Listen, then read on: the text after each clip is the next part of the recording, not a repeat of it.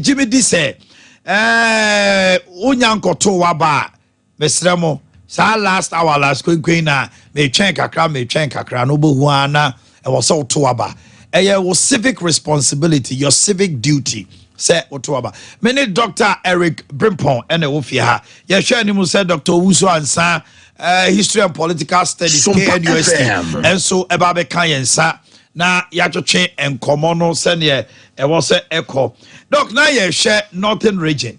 Now, all Kase Baumia has made a huge impact. Ewo Honomo. Now, it behoves of NDC say you don't know the kind of work but say Oma nye Juma Senye. Omo a year in 2008 no money adeno dia ebetimi aha omo well ebisusu ana ono no wo ho no koye adwuma no the impact this time around ebi ase ne oka wa anye adwuma to se ne oye no 2012 and 16 and 20 no eno so betimi affect wo yeah omo yin eno wo ho no eno wo ho but say ya yedi nkomo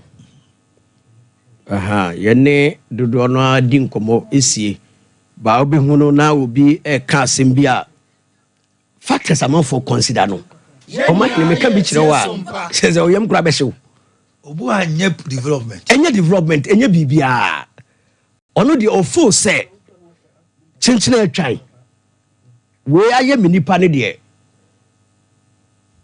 okosoro ba fom ono anam de be ma no that's the danger.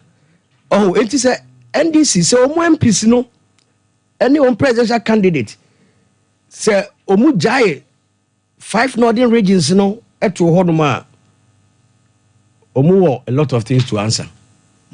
Yeah, if you say by Ochina Numre or Mahine, who the figures are be free the 5 northern regions no ever. I'm telling you the truth. Figures are be free or no. Will be shocking. NDC for here, umbenya shock of their lifetime. Oh, 5 northern regions no. So say the earmark 3 of them. Yeah. Northeast, Savannah, and North. Yeah, region. But Oman shake umbenya shock. Oh, upper east and upper west. Yeah. 3 no. Oh. All the research shows say northeast there. Yeah. Baumia. All the 4 no. My penny John Mama, they're winning, but there will be a close gap. To say there, and now unlike a Kufuado, unlike Kufu, and now close gap no, and the Kukumba as a M1. Yeah, the more I will be close to Gabano. As a baby also winning massively no. To say polling station 2020 na unya 300. This time around when you're 200, also when you're 150, 50 no must obey. We do be how. Now me analysis be baby concerning Western region. Yeah. Question Western region. NDC winning presidential. Western. Winning since 92. Since 92. Right, 92 the almost 92, yeah. 96. 96 from 2000. 2000 after Kufuor no winning that. But the moment ombema omusu kakra bi no na eduomo kwa bem. Western region. What up I figures no? Anytime we'll get a figure. Yeah. On many muka crabia. 2008, near 2012. Yeah. On many muka crabia. Westerner. Na a piano. Don't forget. Now we have Western North. 2020 say NDC5. Yes, even though it was a region created by MPP. By NDC5. So they say, and I had no close margin. I'm saying 19216 something. Nebe. Eti Western region no say omo appreciated by 50,000 votes per. Neboa. Eti a hono so dynamics no. Ni na wo hodoma wo se ye hwe ni nyina na ye pense mu ni hu de ye. Puno ahafo NPP winning. Yeah. NPP winning Bono. Yeah. 2020. But NDC winning Bono East. Yeah. Bono East ne de say NPP per se or winning Bono East now they should have worked a lot over there. Because all the parliamentary seats no. It looks like a NDC there. Yeah. It Bro East in there. Omo adwuma ye. But Bono region na ye Bono ahafo. Eno ne e ka bomu a MPP win it. MPP be win it. But on win we are. E dey na esi. Say NDC e close ya. Hadwe. Eno so hadwe. NDC close ya na ko fan semfo fraba. Okay. Nti eno so no dynamics now we ho seats no. MPP lose certain seats 2020 obi awama. Sir. German South, Yeah. German, North, Doma, Wenchi proper, Wenchi. for the first time In the history, from Buzia time, Buzia. ABC that's opposition, but they lost. Yeah, Seat in the baby won't say a borrowed seat. yeah. Seat be on ma, and Tokwa bini near maybe a CC yeno. And I'm quiet to say about to no, they could do either MPP or NDC. Yeah. Mami ko team boating or Bono region. 18 me watching. Sumpa. Now what to say? Nana Addo mini abato na so. 18 Bono for abato na ko say. My yemo bi akwa emra sunyane ene ne monte so na esa ti obi oti sumpa 3.1 sumpa TV. My yeti a mi gina sunyane east. Aku electoral area ho na me sia. No wa woman JSS nyama JSS and a police headquarters wo nyina makwa bibia so de di atmosphere de nyama ekoye but one center and a chichichi kakra isi wa police for no ankasa so we ama bibia atori oman Ada dia na ba ye me yenti. Oman police headquarters B we are regional police headquarters one no and na surprisingly we go pm on na the regional police commander and in the two eyes na omo na eno na mtwi pio no na bizana se pio na den so all say mu say na misunderstanding between agents for no it's a claim say an MPP agent and NDC agent omo na tara what kakra no na who take your community mu a ba ko na den sawo ba ko ni yeah ni sawo ni Eno yeah eno mi da pe bia o be se kan abana obehu ana. Ina mi da say ye na kofa ba eno say omo ko train the party for agent for the code train omo ka tell me say say machine na verify no can verify and summon the bakona to swap another stage. Okay. But omo dey no and verify and can verify but at the key machine to say but as you say Rebecca verify no engineer and you know party agent no every anka we anka no money ko ni e ho e ba ko tire ba ko de we ni asia but me ko ba ko tisi for man issue e fi ni asia ba okay odi ma bi ja na team e kwa pro minim say e wi akakra be sa ba nchen why party o mind wow she doctor yes wait anka verify yeah. Na I did not take it. Say also want to verify. There be ono ankasa no. Say oko internet so. Na o submit bibi. Na etake a. Ni nyanse mu no ni nchire mu yede. When I walk out. Ono no what the election dynamics no share. David. I used to so say easy education of the ma o mo no.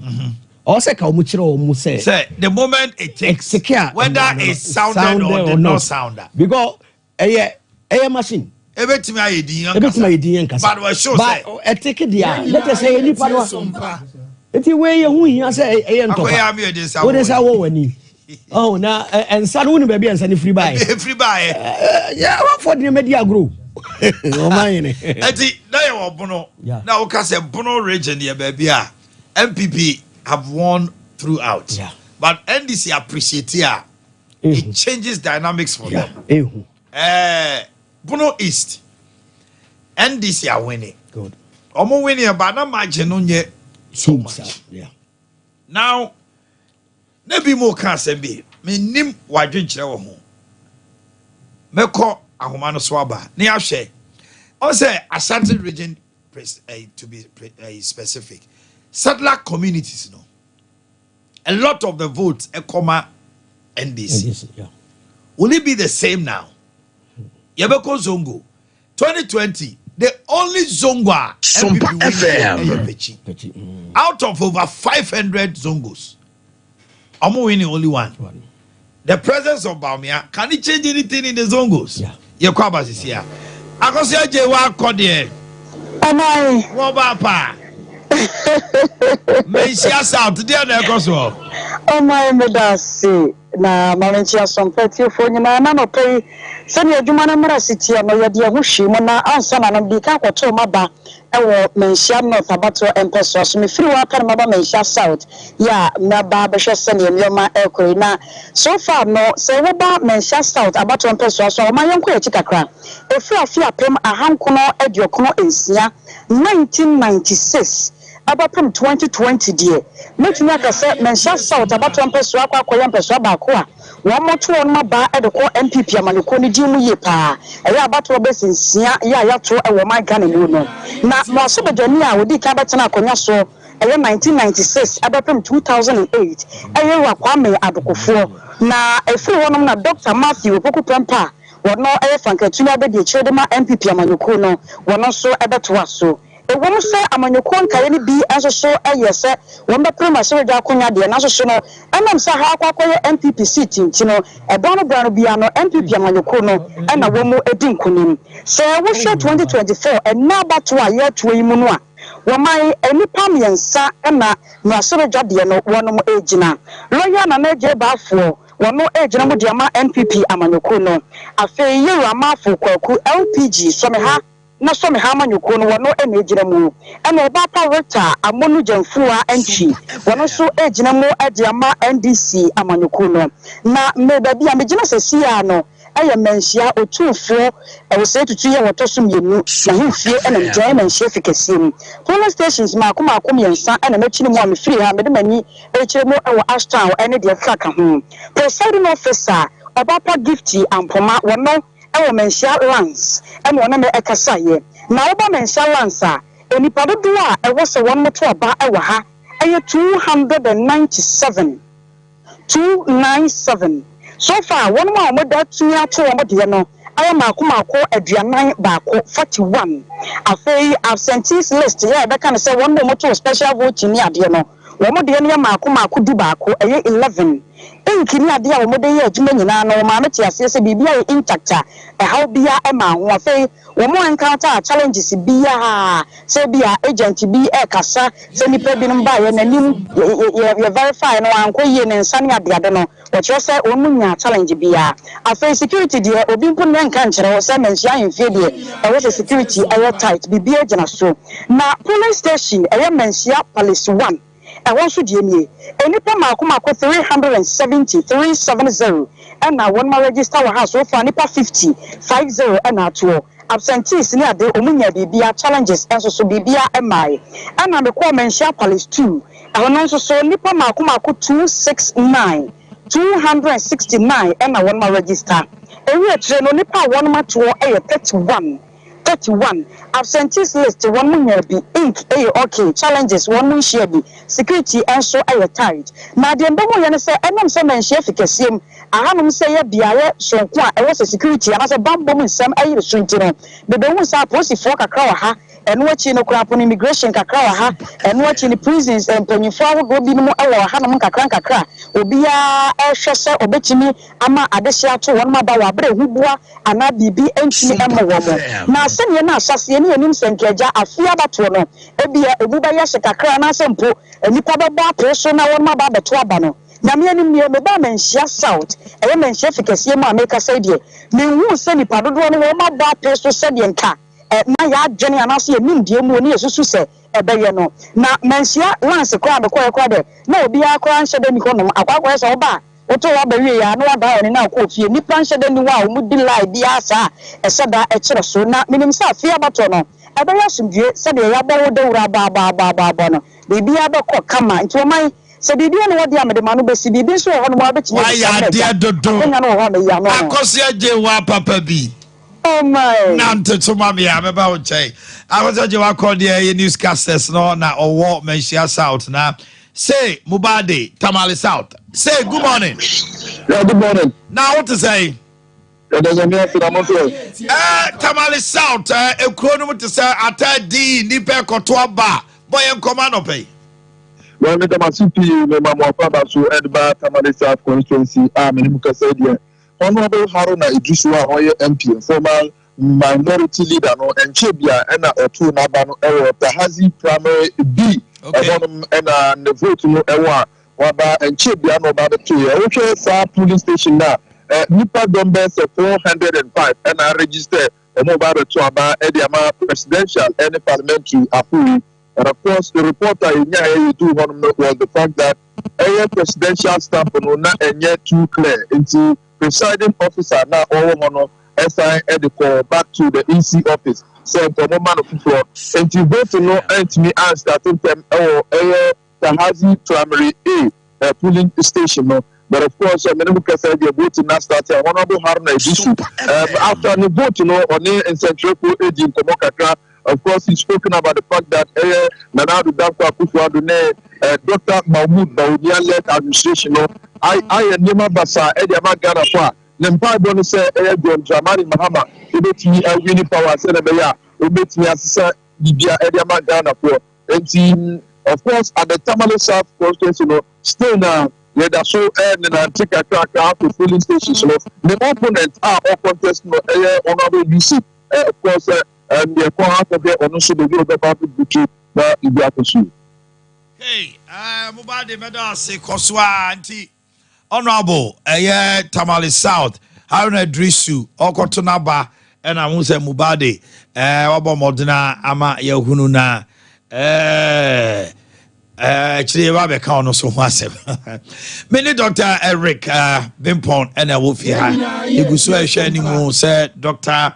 Uzu and San Subabe Cow. Dr. Uzu and San Ecotuna Bantu, free one man, so what dancing potem honomo, or free one man, or Babe Kaino. Doc, you share 5 northern regions, no, ye di Hunkomo, Yako Easton, Voter OT. Voter region 2016 as much NDC for BB Kitu everywhere Oman Twaba. There was a complete apathy. 2020 they came and voted massively.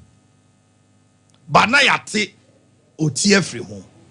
Until Usha OT ni adea o voter region. Nana Addo appreciate but it was 14%.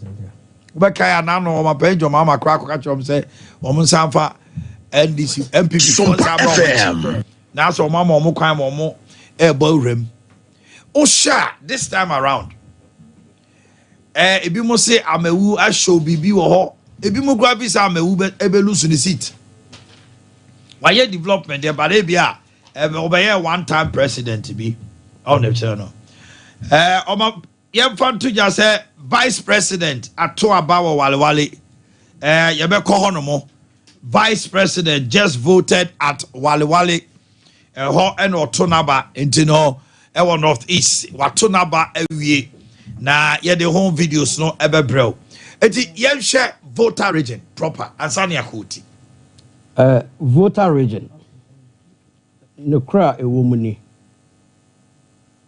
2016 voter region Iga MPP NDC.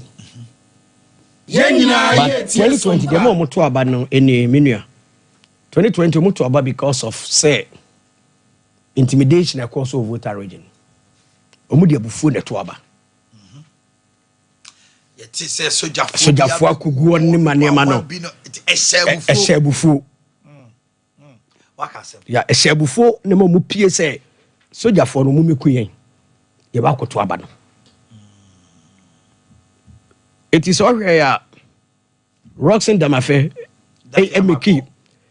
omeki allegation be last week say omo the soja for eba voter region and I'm say akwa no o use card no Oh, you But see, Saka, you know. MPP was quick to refute. To refute Even it. when the military said there is no soldier. So, and because it favored them. Yeah. They know, say, even at all, say, Bibi Bessia, or person who use voter region, a widen gap, kakra. But for the work of Amewu, if it is anything to go by, and Aoba Otinum say, a typically a can. Where I can't, sir, I can't for the doors to be a queer, say, Bohemian, sir, Omono, ye, typical accounts.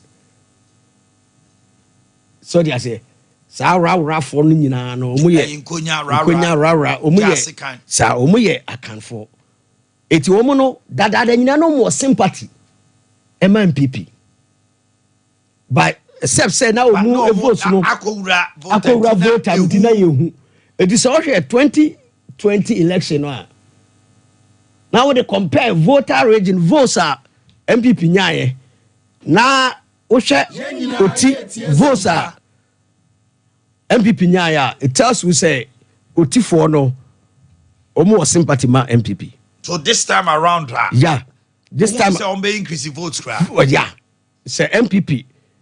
Eye adwuma wo ho ya. It is likely say on be appreciate you ho. Na ya na the quantum of the appreciation no. Ho na ya problem o ma hene. E da say be kese na say be slim margin. Aha, ene na ya na hardwin. But voter region, you know, I don't know.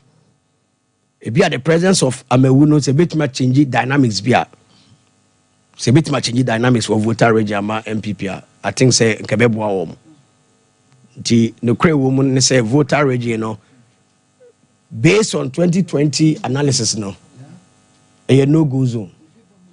Voter region, but about what FM last minute, Beka. It Mrs. Sardin. Now don't forget, the same voter region hormona Kasabiankuyi by the president. So they say, "Oh, Koyado, yes, Akasano, so Bemu Bayade." Oh, my, yeah, but one who you no level view. It is a we a leader. Na o kasachre. And nipa omoto aba a section. Also, we are very careful, sensitive, sir. So, on say a car bear say 1 week. They were using say I Argentina Nana Addo ba opim so ha na obonu mu ase na okodru vote ade o say sorry na on say NDC politicians no omuye ayipa o omadwumu dopa o ade a won fanye hwe no e no mbe use against you eti aye dede wo ho ba minim how MPPC e kantae e wo ho okay so eno so e wo effect one thing so a otie wo ha so a Ashanti region NDC came massively for the past 3 weeks. Yes, yeah. Utie electorate no so a just like ABR na ekoso ho no. The data about krom ni say MDC fo abe ma abe Kenya o ma mo beto abapa. Good. Now party was Ashanti region. Yeah. But the last 3 weeks 1 month obu ni obi din koma was na mo be say baby entu ya banko Sumpa FM mama krankeye sa kasa no so wo krom pa say yeah to aba when you go to your stronghold you are telling people say omuntu aba mama mo be ka chere say ye de mamu omunye hwe mamu so obi nye bibi mami asenya wona be ka chere yeah there was a banter between even nyina hini and okujeto yeah and untino ebi musu fi say NDC the latter part no amwa wo mo yeah ebi musu fi say abe make impact but the impact whether it will generate into a vote for them because all my repeat sentiments yeah na Kumasi ye dormant a lot of people had said so but but their presence and the talk on radio and television, it will either inure to their benefit or go against them. Yeah. Omahine, about was sanity. Say, oh, baby, a honye fertile grounds, emawa. Na ya preparation and speech is very important. Say, NDC for bar Ashanti region, and omwe say a thank you service for the crowd omapuluna, and one can be via neke okay. But so person obechira santi mind say we mu ba yo man hwemo na ye ne ba ye behwemo a eno ehye nipa bi abufu ehye nipa bi abufu ena ye nipa bi wo so a sansem no akro no ano ebusu ni moral for eti ena make say the managers of the political leaders, you know, they have a lot of work to do. Maka same way from day one say, you will be as a political leader, as an MP, as a vice president, as president, as a running mate.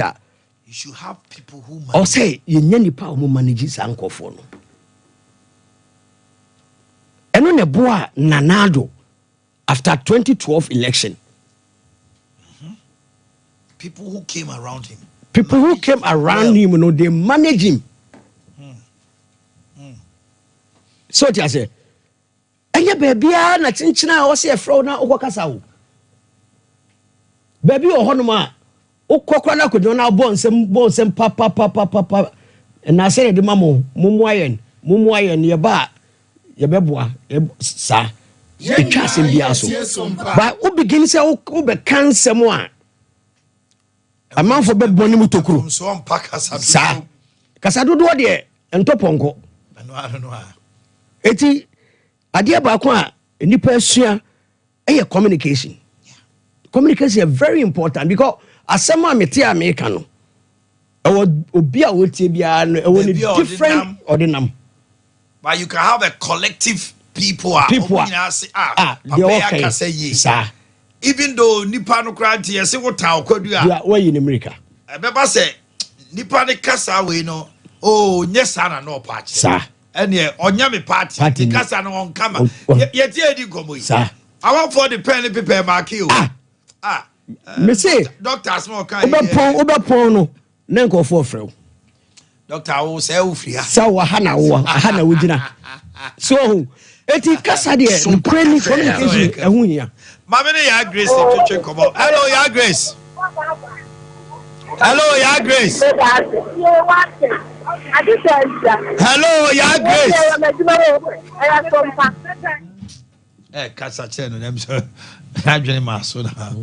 Odi come on baby. Hello. Odi come on baby. Omo was saying all. O ma hine ya na. Ya Grace. Hello Baba. Agunta. Mensia dia na koso. Agunta me nyanru mensia na sabia me no ka say VIP bar station dia asafo. No cre. Me VIP. No VIP bar station is here akunta na yeni nkomo kakra ma me Mr. Francis Asamoah eni enkomo oye VIP second trustee eni enkomo akunta efi enra anajo edibesi anopai akontifu efi nkran ebe kumase aba beto aba wo mususu efi kumase eko akwakoto aba no na chese yetete nsem bebrebe na yaba wo na so obisa se buses available na akonjo no mu nsem no etese between Kolongo to Enyinam, not just say amanfo akamfimfio because of traffic. Ma your name Mr. Samoah anyone and command or pay. Mr. Samoah Yamuachiba some party so. You ready? It's ya much of mine and Ghana man to do now with Sumpa FM. You and the VIP. The more money said a Juma. You know, Casas is here, VIP in the crying, your bus is there 1,000. Nina Nam Council, yes, be a young Lancy, the Lancy and a base you want to pay 25 and 2025 in there. It's almost 50 buses. Okay. And Ubia Moon say, Utukwaya Kobebia, VIP, Uba Wunya bus. And say, then no maybe I'm from home say, party B, Ababa talk, VIP, bus, Wababi QS come a VIP 4, say, Yempaki buses. Free first January, every pin, and then 7 January, year to a bay. Because it will be anywhere, let us have, will be artists as them now, it's a more year, Juma. Now I know traffic a bar, Mazia, they need any problem. And now traffic a bar, wa cry. Because it may not pass in a phone, watch from a crown. And it said, your bosses, yeah, and I say, how move you can't you move. Ekugu Accra. Now Baha na can wording. It's also na Accra cast if you Accra be book Masia. And it's over banner. The same to do Accra station. Now, so one way out, the will be kind, Now walk with funny say, no crack, says, Asamana near Casse. You say, but Waba, party the other talk. Abeji about Sinina, gentlemen found friendly Pama, depending to Kwan Koto, my banner. And then correct. You be one most. It is from Anope Economy or person of Faka, Quakra, Kokotwaba. You also Faka, if you are crab, Kumasiba Betwabano, Basses, Honoma, a movie. And Okwasem, Obas is here, Ubena Bass, Okwakra, so I'm local say, and no, I know, Bass no do one free happy. And Internet, Ekobas, a traffic walk from your certificate, take here, bra. Now I could do a just so. Over doing you can walk crowd the end, no crowd the end of hospital. Now, what me trouble can as I the qua could do and you know, and you know, the same thing like Kono. What me feel also at the qua could do. There's a few seen on a sit for no corner and see the same thing. Now could do and so Junction one of they call Amasamaya and also it's the same. Into another man. Traffic bar wa cry and any panu boost no. Na your cars and the cars and then nam kwaso and ekomi over 400 buses. Okay. I mean na me fan say one more no feeling kraba and so be dia dance ya. Omo be hu say bi kra na obe do traffic baby na via pin kwana. Etwa so a traffic. Aka wo traffic ni. Okay. Enti no yesre Ghana man nyanya enu anu na obo ba me fan say some bars are women in penny be brave, I frustrated now. Women said you see him. And then I have my Kumasiane a crane. So also be Kumasi about the Tuaba, Obebia Bass, a Basu, Kumasi so far crack or Tuaba, Ubina Bass, Yako, and Tomus Aquapins here be Dibunia. Okay. And it should be the same thing, Oba, Ubina Bass, Yako, to more beer, boom, here to there. Yes, I your passengers are only 2 coins in our Dawamasi. You won't say. Card then should be a few baby aba. It's a baby bar will be here, will be now so. Now so we can be beach robia. Yes, I'm on fan chain. And yes, I need a driver, you know more. Meet a tire, you 2 or more for pan. Oh, a Jumana, there will be asked. I want to way a VIP station currently, and I'm for a share of television. And buses, available no pay say so over loading bay on buses I can see the battery load at the same time and amount for so no fun and almost so if we encounter bano almost so more AC from okay very important information now quickly now no information no you're very crucial. It's his life and death. All right, Doc. Now we'll kasa about managing your a leader. Yeah.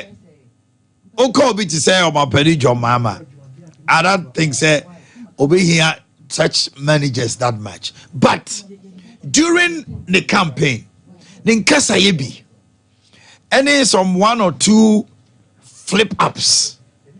Mekai the last one be na okasa say Ghana for hwe no to aba. Minim say jointed bia fake bia. But for now, as of today, NBC never came out to the bank say because mistakenly no say e ma anya careful na moto abama NDC a de besie genuinely obia nim say it was MPP no kaba people who use it but most video mampani abedi actually the flag bearer and the leader of the New Patriotic Party police station yete na ba ma no eja baiwa eti okọ wale a okoto na ba yate aba no ama no eno na mo share the TV no so no Dr. Mamu Baumia aje na ba okọ honomo akoto se okọ akogirem yesi hwe na obi ani na chi na we a universal adult suffrage secret ballot and or exercising the franchise hwe na o man ka samsi ahi was it would this franchise yenhwe no na afi yenko kokosachi ho kokosachi Fletcher ewa ahoma no so kokosachi bi mo ache amane mejuso me no ka say wo nhia so abato ne kosai ho omahene bibia ekoso ewa ha no mboko bi say anopa no na eja yetisi mu na yebo mode e de ni etre nhia so yakwa probo afehwe ni ma 1 or 2 bia ye de ni etre nhia so a bia mbeba eyesu bi hanom no enioma ededa na kwa mu ye papa omahene chese kiu no wudu wani kire eyesokoban ene ne kwatemu a bibia no ekoso kama pa basa we bia nsi ho bambo no so eyade a ekoso na omahene se wo hwe eye afe anza 2016 etu eye 2024 aye ba bisimu ya na se abato eye ba betu ya wo hwe a difference kakra abemu sanse na nka first no nka udu eye sokoban chese police station nanka wo hwe kidi padodo na ke ediki oni mu a nanka omutu omaba afi we de eyade a nyame ni gweni entesa na emum no eni padodo a na sokoban omutu omaba no eye 416 police station na nipa 116 na eto omaba ewo honom emum no yekoye no eni padodo a na omutu omaba kwa no na eyade a omunru nchen kura ubako na ma ko bi mo tete no a ebi mo so mo tuaba ebi mo so mo gato yade a na ensada enye elika yi dem police station a medi mani etre ya me kopi no mo na yame ni ko ni basa na se bi a menche na wase kakra na wo ho no sokoban kofum no police station B no eho yimpa so aso honorable Kwadwo Boateng Kwadwo Boateng person aso na bra kuku tu ho no na omo se electoral commission ebra ebo no nso no na ese nka ese kodopia no nka omo ede ballot box abana ko na se de manu du mu no ko betwa no na nka ma ko start no mo hwedi parodo a ke betima bi ho no no omo fra electoral commission ni bana wode meba sa ade ana anu enkoye na eno ana mo betwa na so betwa ho ate no na nka ya kaskasa akra e ho no ebi mo se ebi mo se so mo nana omo diki mu no NDC anase MPP omo fa no na bebe na no entime wase a principal ana ho no yemi ko ni omo baaye e be hwe so ki bibia etimi papa eti sabe me no kasa de ebra ebo no nso na nka esen kalendar commission e komiti be hwe na ka no nso no e komiti be hwe na komiti aba no yemi ko ni omo hene sabre omo ntime emedu ho no a balance board mu kana yade a omo ntime emiesu a titi na koye pechibechi akra ho no a yegusu a ewo ho no emo na ke ya se ke betimi anya Kwadwo Boateng assemblyman na ke na twokobo nenso ya hwa yade a otimi emedu ho no to mayere ye wo so no a ye bo akobo se bibi etofom kra na bibi ekoso bia no ye lebre sompa 93.1 ne dey ade kokosachi Fletcher ne di na de na ye be dan ye ho aba na ya fa adwatondie bi ni nyina so ye crucial ho hia omo nyina ka ho bi na ye wa ha no mo eno nti ye ba ye de mo beko other regions yakoti volta ene ne mpeswa so nti mo man twa ye homra sesi a bra ye je adwatondie ye go. But nothing better than having it saved. Get safer.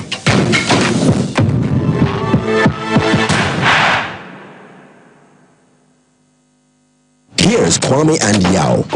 After hours of planning, both have locked in the same perfect multi-bet. Big win for United, over 1.5. And both teams to score in the London Derby. But who could have picked Leicester over City? Or a high-scoring game at the Bridge? There's nothing worse than having your perfect multi-bet missing. But there's nothing better than having it saved. Bet saver, win, even if your bet misses.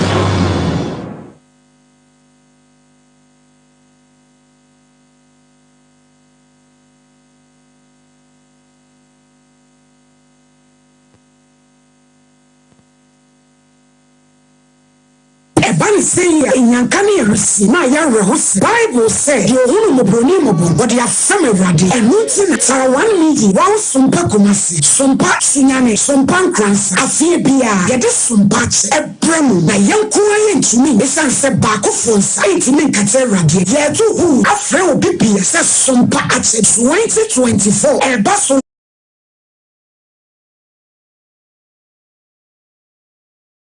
Sumpa Kumasi, Swami, in Rome Hotel, opposite here, na fei, Ekuna Fono, Diamodibatum, ye, Diamao, Miss Saints, who want to ma, who are a moon, who are a one, who bet me their brain, I was Sumpa Kumasi, Swami, who was Sunyani Swa, who bet me the Sumpa, Sunyani, night market, and grandson so, who bet me the Sumpan Cransa, Ghana Commercial Bank, building Numua, Nasa Ukresika, now Pesa would be to make the APA, number would is cannibal to suit 05. 98559802 0598559802. Edia Bebani, Blessed Foster, Anatara One Media.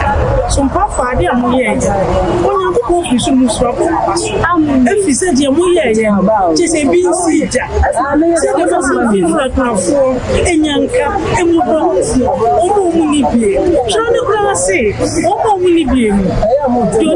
and so what the money and everybody will Islam. Bible see your who perform.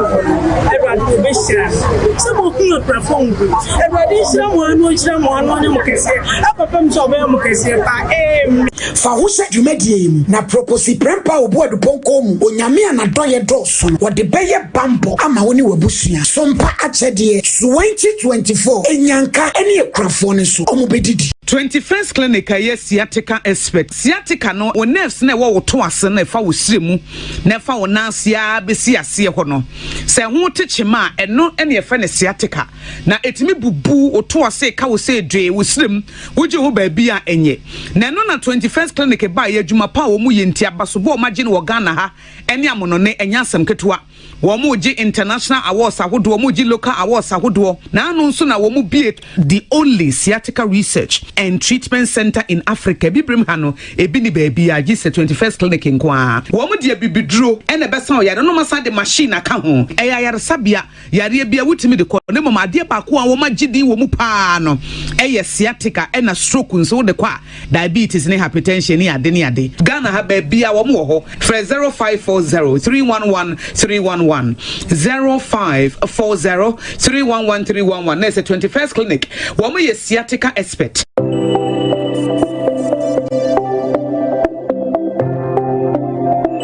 Rise and shine with Yas toothpaste and Yas toothbrush. Start today off right by grabbing your Yas toothbrush and squeeze a refreshing dab of Yas toothpaste on it. With its soft bristles, the Yas toothbrush gently cleans your teeth and gums, giving you a comfortable brushing experience. As you brush, feel the powerful formula of Yas toothpaste working its magic, removing every stain in the cavity and leaving your teeth sparkling and fresh. Plus, Yas toothpaste helps make your teeth whiter and protect your gums, keeping them healthy and strong. Choose from our 3 variant toothpaste: Total Care, Herbal, and Wineland. Make Yas toothpaste and Yas toothbrush a part of your morning routine and start your day with a confident smile. Yas toothpaste and toothbrush, caring brand for caring families. Here in Ghana, when it comes to chicken, the good old days are back. Why? Because Boris B's Chicken, BBC, is here. Yep, give your family and loved ones Boris B's Chicken. Fresh, tasty, delicious. Boris B's Chicken is produced right here in Ghana by our cherished poultry farmers with support from the Ministry of Agric. Get whole frozen chicken, gizzard, chicken feet, chicken neck, and chicken liver for those special family meals, buffets, picnics, funerals, and all restaurants. Get Boris B's Chicken. It's halal, so everybody can enjoy. Wherever you are, call Boris B's Farms hotline 05 444 444 53. Ask for our branch that is closest to you and come get your chicken. Boris B's Chicken, BBC, proudly a Fiakoko.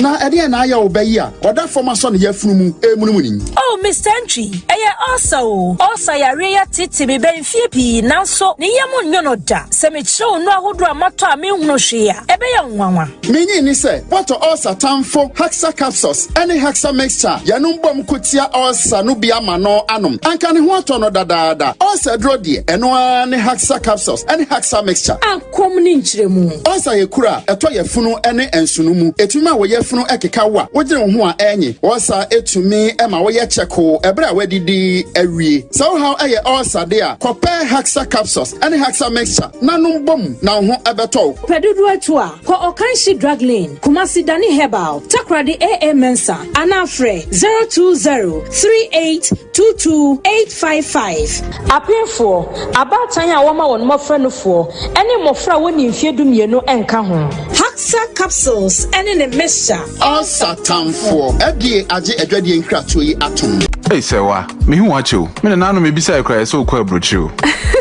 Kwaku afeina bebeko men krata krani. Hey ene me ma connection man for den kofo sika dwane ne wanya otedi musa no. Oh, Express Group adarumenti akwanto ayefo opese otu kwan kosua de a Express Group do beka man bi te say Canada, US, Australia, UK and Germany. Say e to ana se visiting so a Express Group do beka Dubai, Canada, US, Australia and Germany. Mo am pese mo tu kwan koye adwuma nso obetimi de wako Dubai, Qatar and South Korea. If you also want to take international tests like SAT, IELTS, TOEFL, GRE, GMAT, they can help you pass easily. They can also help you secure a good job in the UK. You should make sure you Kumasi Asafule Roundabout Accra so Omo Carnation First Light, Tama Omo Community 18 Lashabi Girl Filling Station. From Omo Macho for ISO 055 555 0067 and 0249 000448. The ones that now from toothbrush no. Why you toothbrush no? Ninya Ashford. Nah, Ninya Ashford dear. Not so evident no way. Who that the evidence bang? I done Ninya Ashford toothbrush. Oh, sweetheart. Ashford toothbrushes no. You want different types. She abena de ya mokumin. Ashford Princess. And over could you dear so Ashford Galaxy. What dear na irano so Ashford Evident. Media so Ashford Executive. And now my media no so Ashford Friendly. Without Ashford toothbrush my dear, Ashford toothbrushes are who do dear. Papa, moto. Ne to me bro do me ye dani bia akwashisha. Ashford Prince, Ashford Princess, Ashford Friendly, Ashford Evident, Ashford Executive, ne Ashford Galaxy toothbrushes. Fibo Ventures na kofabe daso. It's a phone for 0241 545 646 and 0200 600 934. Ashford toothbrushes. They will soon need. There's nothing worse than your multi-bet missing, but nothing better than having it saved. Bet Saver.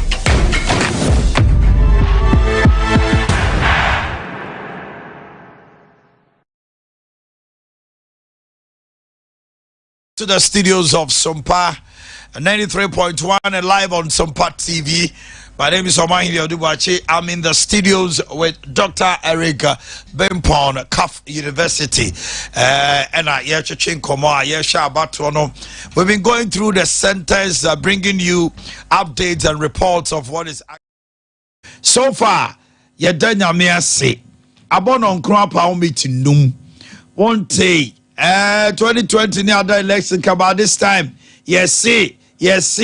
na press conference be mienu asu anopay so far maybe later in the day and press conferences be koso and ehon kro de baba Dr. Mahmoud Baomi akotona ba Dr. Matthew Puku Prempen so atonaba. We'll be bringing you the feed and the videos very soon. Doc, my memory chain. Now enkomobi ayedi. It looks people are very interested with the managers of the political leaders. Mami too.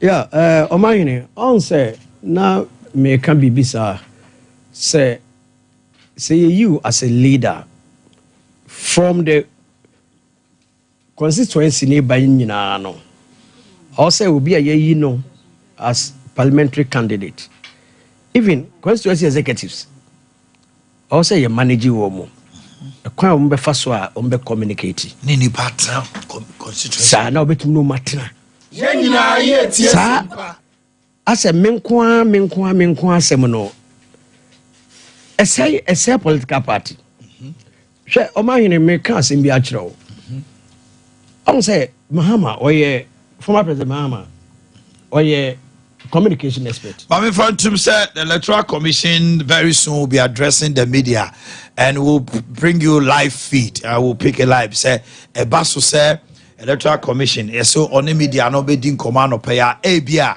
Omo asebi catch ABA omo I observe will be an omo detective bibi. Omo to me ama yenyina yate. Eba ye de beto manim. Bepacho Dr. Kasa. Tell na make no. Former President Mama or a communication expert. But so what share latter part of the campaign BBS. Okay, and BBS as a nekasano influence the na you know previously. Influencer. The entire make us say inflow. That time one obey president na osako 2016 kra no 2016 na ne kasa no e wo fom but say no you look as you say wa manfo bi define it because it's uncharacteristic of former president Mama say obeto to ayampia okosia free him for now. There was people even said oh, you're very tolerant. Yes, but this campaign by his nature he was tolerant. Sir, what who sa nature no? Sa nature no mehu for the latter part of the campaign. And then I want to advise the managers of him say if this thing continues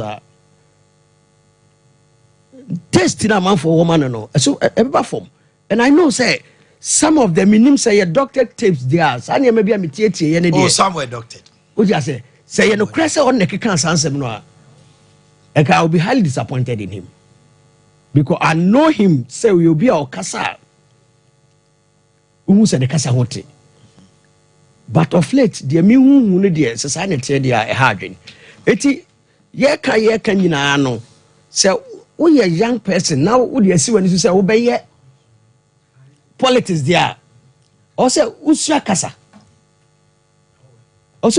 because kasa no very important nipa bebrebe ne etie dia wo ka any dia wo de kwa kosi and sana o ma make informed decision okay so dia say it is a wo kasa na say wa ma wo kasa no an kwachira mami cho former president Jerry Oda say na obia nim say or can the first speech first 3 lines we are the akabia no a boom.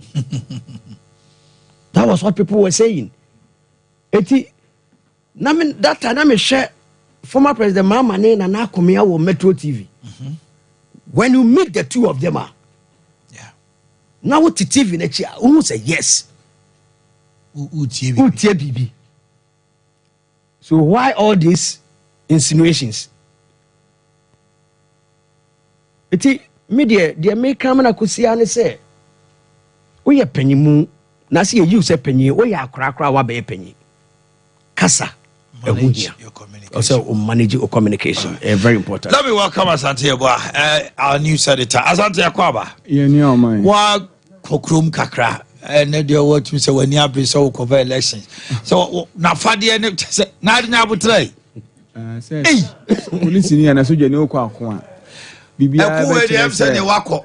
O say kire say wo kọ kon no wa hu Fadi ne wa hu sisi bia be jesampa. You are on the battlefield. Chrome to say. Well, Chrome nipa ba Chrome. That is one thing I'm saying me wan kra. Nipa pia from suburbs no Chrome kitwa ni mu ba Chrome. The tense obi wo ho na o Chrome no register e na okoko kitwa mu. So he's coming to town. Enti ma enyu obi nwanwa. Enti nipa o Chrome car transportation wise greater Kumasi no e cost all because most of the guys and they be to two from communities all these years. Yes. Na party for ni be IBM say be mo call outside the regions no kwa na be here transporter. With this little development na magada no say internally no transportation is very key. Very key. Pa. Eto so mienu market no they are still full. Udu so am say nipa odwomu. Sir that same na ba say e betutu odwomu no. Immediately penny for me car say obi ansuma obi so nko to dwom so o ma nipa ne kwan aho about to only be hosia ye wo ba bi ho ma o mo to no slow motion enso no ma to pa we be to 2 5 no ma sala no ma ko no sa obu a o be sa santene o to wi abebre meto but ababi ho mo to no 1 ti nipa no wa ma ne ho mre say o be to ade kakra e bo be 1 okoto aba o tu mu abehye na bufuo want to cry. So a drum the nipa wom kakra. About it on my maybe by 10 at the back costro. Because me that is my expectation because polling station be no me do any penny. Be any per ho. And in fact, ho ko be ho cry no by 5:30. Now I was there around basis o'clock. Any penny ho. By 15-20 minutes to 7 no. You pa na be line no. Asate. Even by 7:40, na nipa atu about one polling station here ko be say 30-40. Hey, meanwhile man sha see on the dot on the 7. Nti no 10 out ne de ebeko. Ena me ko fie san header by me buy so mu Stella no. Nipa da so ewo ho. La no ebimu up sa. Yes sir, wo fie na onkoto waba. Me dey me see the words like men to aba na afrim. Because one to cry, people will look at you as and what's out to aba? A swag is over to about a guy. Ghana a guy is over to about. I say, men got to aba because me the we are a mistake. To aba no. And the election on my cost 10 out and you're bad. For now, yeah, gradually. Then other regions to win. Regions ninya so countries say it is on the higher side. You know, yeah, Uncle Sibe train. Ni mu adwoa, ebo hu say afei na say nipa ma. But me hu ni say na yen easy for no so. Most of us no so ye kwa sorry. After 1, the back kwakoto because ye catch re hu say even this is like a circular ya catch as for money and say ye be kwa kwakosom. Na ye sum wi a if you sorry by 12:30 no bia pon sorry and even encourage them say so e bia squat na wa sorry was koloma mpoma e de na de nke srew sum wo ha na wo wi a me about one who to about so the directive is information ya catch us in the tenant e be ko sro sela ma me George Asanjo chekomo George me mo achen from Tano George Asante. Hello George. All right. Oh, Tano South and North. Okay. And then I cost you a home boy and Komokaka. You can ask one chair with you for Sabri. I'm no Casemiro Tano a constituency.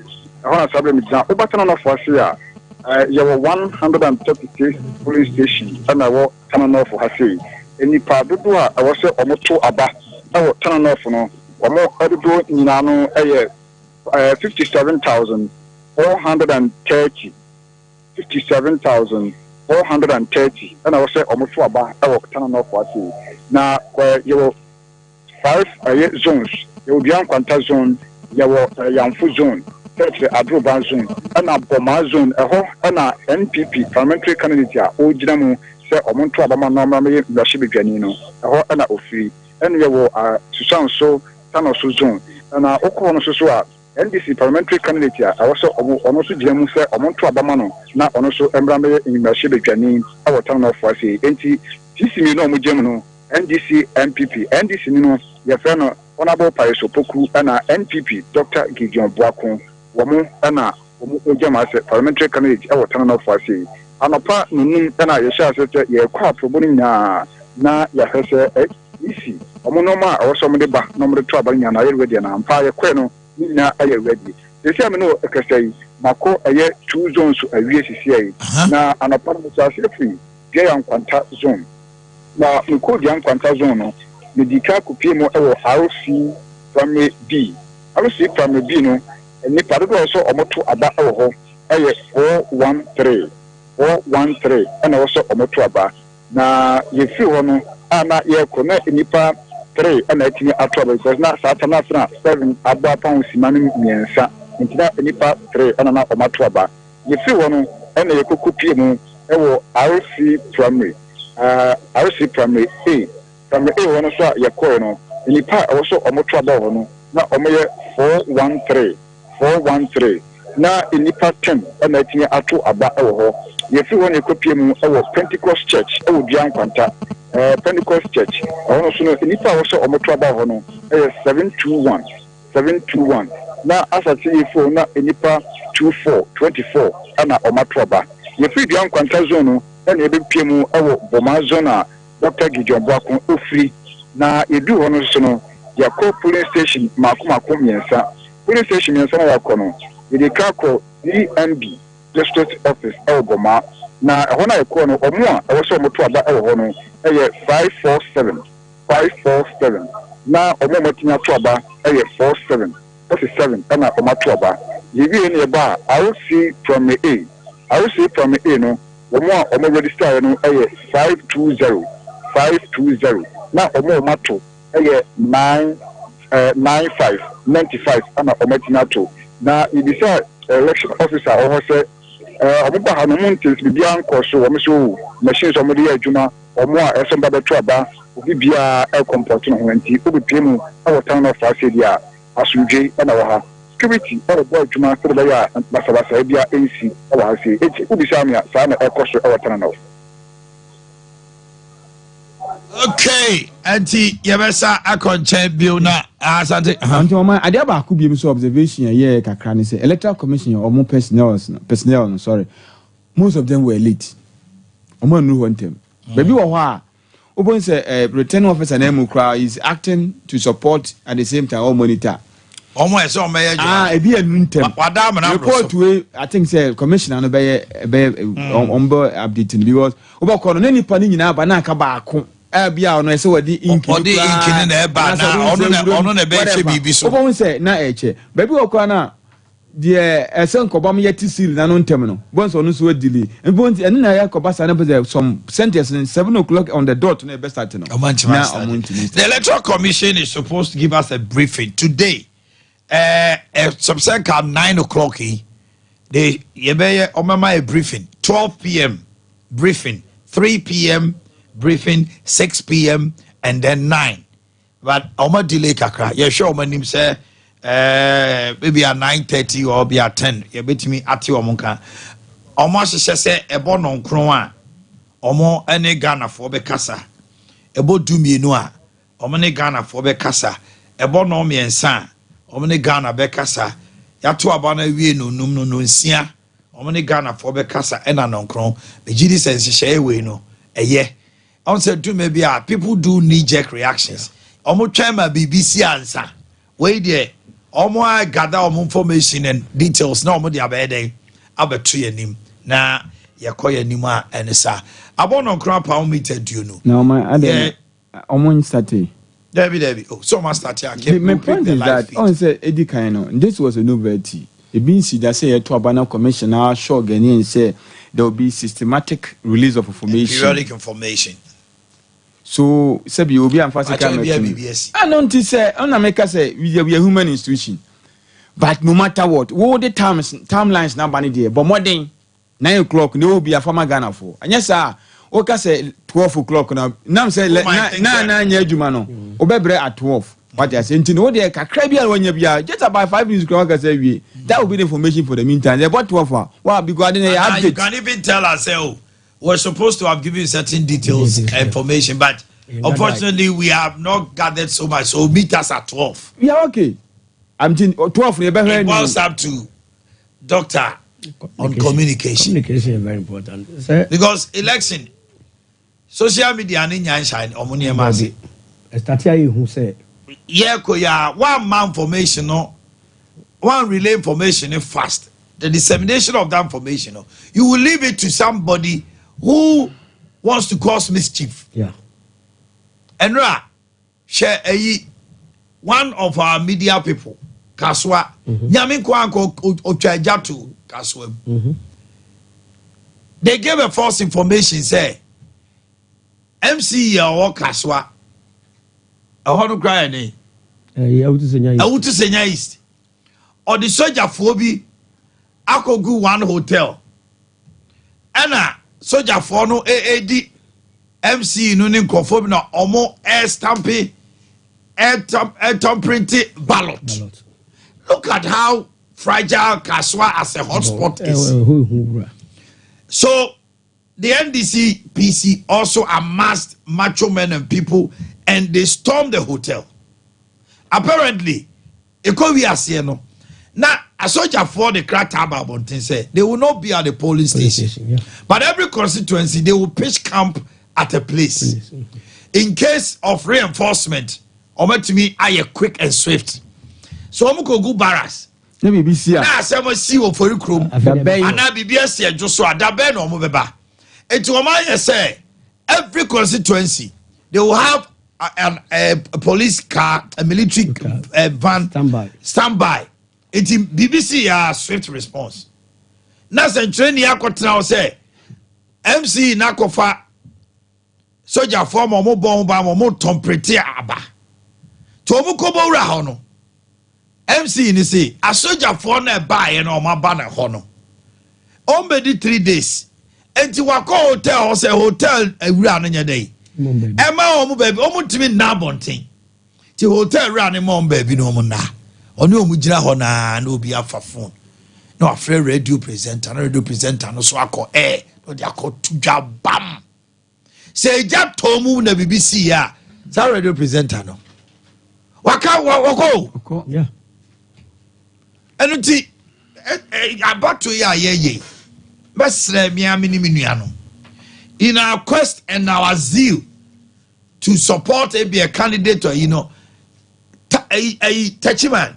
It was the same radio presenter. And was say, Mumpie, yes, Simo, Tamon Bandit, Yina Munko, and Omukoya, Bimukoto to Abo. You don't throw a stone at a military man before Obe respond or Obe disamo. And Fofia Antoata, Nipa Bembi, no answer me, sir, a bisuku prepare or touchy man. All the mature. It's your report, no. Please, when somebody sends in something, verify and check your facts well. It is the era of scoop. So when you have the latest information, now they are about to know. We have gone past that era of I have scoop, I have the latest. It is true. Why are they? But what if your latest becomes the demise of Ghana? Yeah.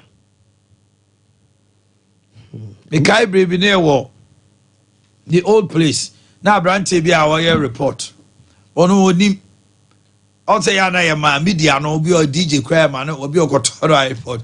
I did 2 more no bantama.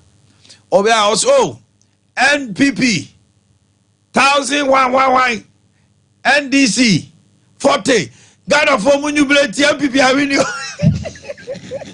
Report how Dr. Faye, you have to see you hey. What's Munubility or you win one police station. So about Mommy question about South also a hotspot pa. About you na Costa me watching. Mejo so we na beba. About it as soon as for South there.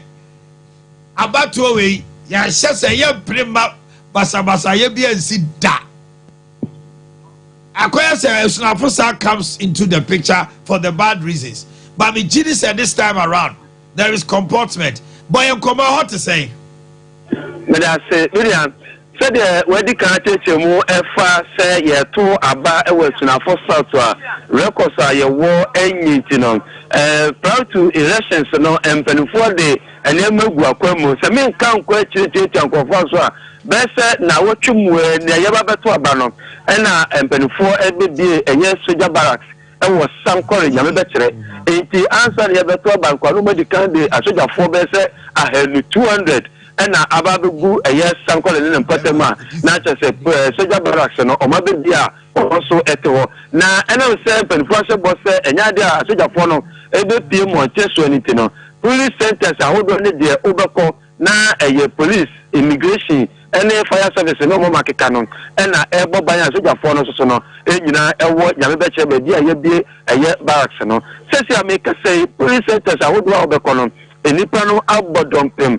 bia enebe 2 am bra ye sorry ya ne ebo apro no na enipa da so wo mountain was na Esunafosa enkankan ne ko pokukum sankore ne papo ne enipa da so etete mountain so atese omani abre se afia ba no omo ebeto na abato komisan kwintabu mu kire se enipa empema duonum enkono 59000 ne akire ena wo hwe ne se oba beto aba ewo Esunafo anafo mesini mo turnout no header enko ne nimfisebele ni nyanko ye bia ba bi kakra makoko te se yanche DA primary B enipa 439 wo se to aba no na emu 47 ena abato ba bi so nipa 542 eno ye yanche ho na enipa 29 ena na abato kukom Islamic eye DA ho no enipa 713 no na emu adusia ena abato ba bi ho ma obekọ no na sante no abodompem ewo ho no ma enipa no aba monte so omo eto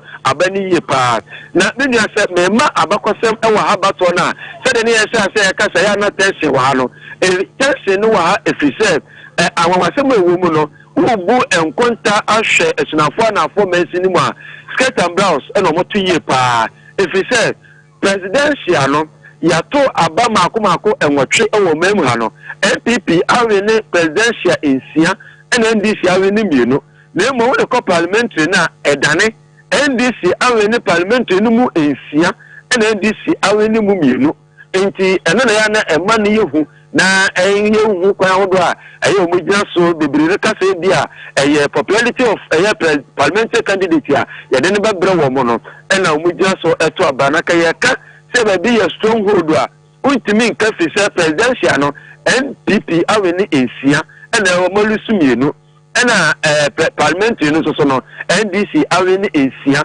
ena o molusu mu mienu enti sa party no ena o mofa so to aba ewo Esunafosa ena dai de obia ba bia tedi ba bia bekubia no bambofo ewo ho enipa di wona mu a wo to aba boni bia enkoso no nia mame ema onkwa pro no bio na emra eho eye bia Rikopoku and a parliamentary candidate. Or in 2004 and also 2008 and about 2012. If you honor or maintain a seat in a pa. Dr. Uzan Sayamo Akwaba. Now I'm to say Bibia Boko history and political studies at KN University. Doc, your general impression about 9:30 exactly. Now you're sharing him say electoral commission can send a press briefing 9, 12, 3, 6, and 9. But so far you ain't omuka yet omuka and beba. Ufa krum kakra ufa the euphoria to say. Oh, very normal. Maybe I say news editor kasa. I think say on my app description of what is going on. They are no kanu. Nyeomo say say electoral commission achiche voting way no police stations no wachiche mu ana wa limit numbers no nti wa hwene na o be o set tibi no obi hu line tin no when hu line the difference is that even last elections the 33,000 polling stations now it's over 41,000 Omachichim limited numbers no polling stations. Is it the highest about 700? The highest. It first no ibi anka woko polling station no pay me ba bia na menene nam otonaba wo Kumasi High. Kumasi High inside hono na polling station baako and na yachima ye ne 4. And until we do na hu nipa it doesn't show say amount and to abano. But enam say polling stations no adults no nti no odu ho a onche na we free ho. Na no so na me ka kire tifo ne say say we trim set tititi bi utumi ko gina line mo be 2 hours na unya nto abano. And tisa kra. And tisa. We need 10 minutes kra. We have over 41,000 polling stations amanfo ho a mo ye adwuma udu ho a baby abedru bi a watch any pattern 20 bi enru ebi kra one utie ya obedu na won kwa kra no akoto enam se o machichemu bebre no nti eti enkyere se amanfo nto aba no what it means is say we need a very effective way ema onse mre dodo e polling station ho it is a udi dwakra within 10 minutes we betumi akwa akoto aba na kwakọ me de edwa no nsem no anamo ka no me na ne anka megidie ni say who's election and person no early morning and late getting to the end. Nyamia adom early morning na yi nya any events bia normally no events anopasi me ho ase polling agents metena ha mentena ha papers ne baaye no yesi bia mark bi wa ha ne ade no eno na ya na e ba anopa this time round nyamia adom ye nti bibia ye ede bia e too eventful late afternoon call the way no na bia honso no normally elections ye 13 I would rather suggest say dwano maybe after 3 p.m. or 4 p.m. ho baby normally honso mo pon dwano be 5-6 no omonte so nanka before counting will be free drum and also the nkabeboa yeah we dey di dwana no pay ya about 3 p.m. anka enekra no nye abato da kra na kuma say yie nti every 3 p.m. ko no nkofo be kra to tom shop ti many am suggest ne say e be yie dia ka we do dwa no pay about 3 p.m. omuntum because counting ne emunsem no e bi okra edwa ne mu ho ba bi ne ye count about so bi wini ade de be ba ho na ahwe ni ya na no bi gba akobora shop and obi akofa obi so a rose to misi amanfo twi soroku presidential ne be delay na parliamentary no by 7 p.m. now when you win by 7 p.m. Oh yeah. By 7 p.m. because every polling station biano or parliamentary candidates in the call for they have platform. We are our traffic shall be there to announce why it almost no it will come out soon. Ebeya many Americans say so krum near there by 10 p.m. Every party is supposed to know baby or parliament. Yeah. The point is, if you remember, since 2016, the MPP, as an example, has always known near by 9 p.m. because of the way they have always known. I'm sure the NDC will do a similar thing this time round. So, the American say about one udukrom no when hunipa nchichemu ni achichemu bebre no okay e na aboa ama baby anka e be a polling stations be 6 e na wo ho sese no ekuro be wa na polling station ba akopɛ na o me na obekɔ na e be 6 iti obia aben e na wo to nso a nipa ne nsan e no so emre ti we no obia ampebre kakra bi 10 minutes na wato awie na wokɔ wenye ntokwasem bia meba no another observation I make here asema na wo news editor ka no electoral commission adwuma ifo na bebre na no am so man kontem na meba no so me san hu se bi nso ne nam ka kwa no in fact me hu mienu bi kura o moto wache o baby I was worried adopay wache ndi anopay ye cry ye be dibi but who say ukoye adwuma bi ati say ya tumi den se bi ba ahomache na wato obi bi kakra bi anoma na wadi na nyafe na da bia wache odi na no pa ne nko ade se o de asoma o obi hwe kira mo minim sa but Minkaze bibimra they should be careful. You see, unam kwane hono enye a polling station won kwa ho hu kura betumi aye obi ehin. This is election day. Yeah. Eduana akwa akoto unim nipa a oton ene de betumi aye. So they should be careful. The electoral security wise, electoral commission workers no. Me ba me hu be numi ensa bi omonam kwan ho ne ade se bi elite no mayo so mo ye den. They should be careful the moment you wear that thing. and how to watch an idea that social meaning say fans because saying so my mean who's the electoral commission officer.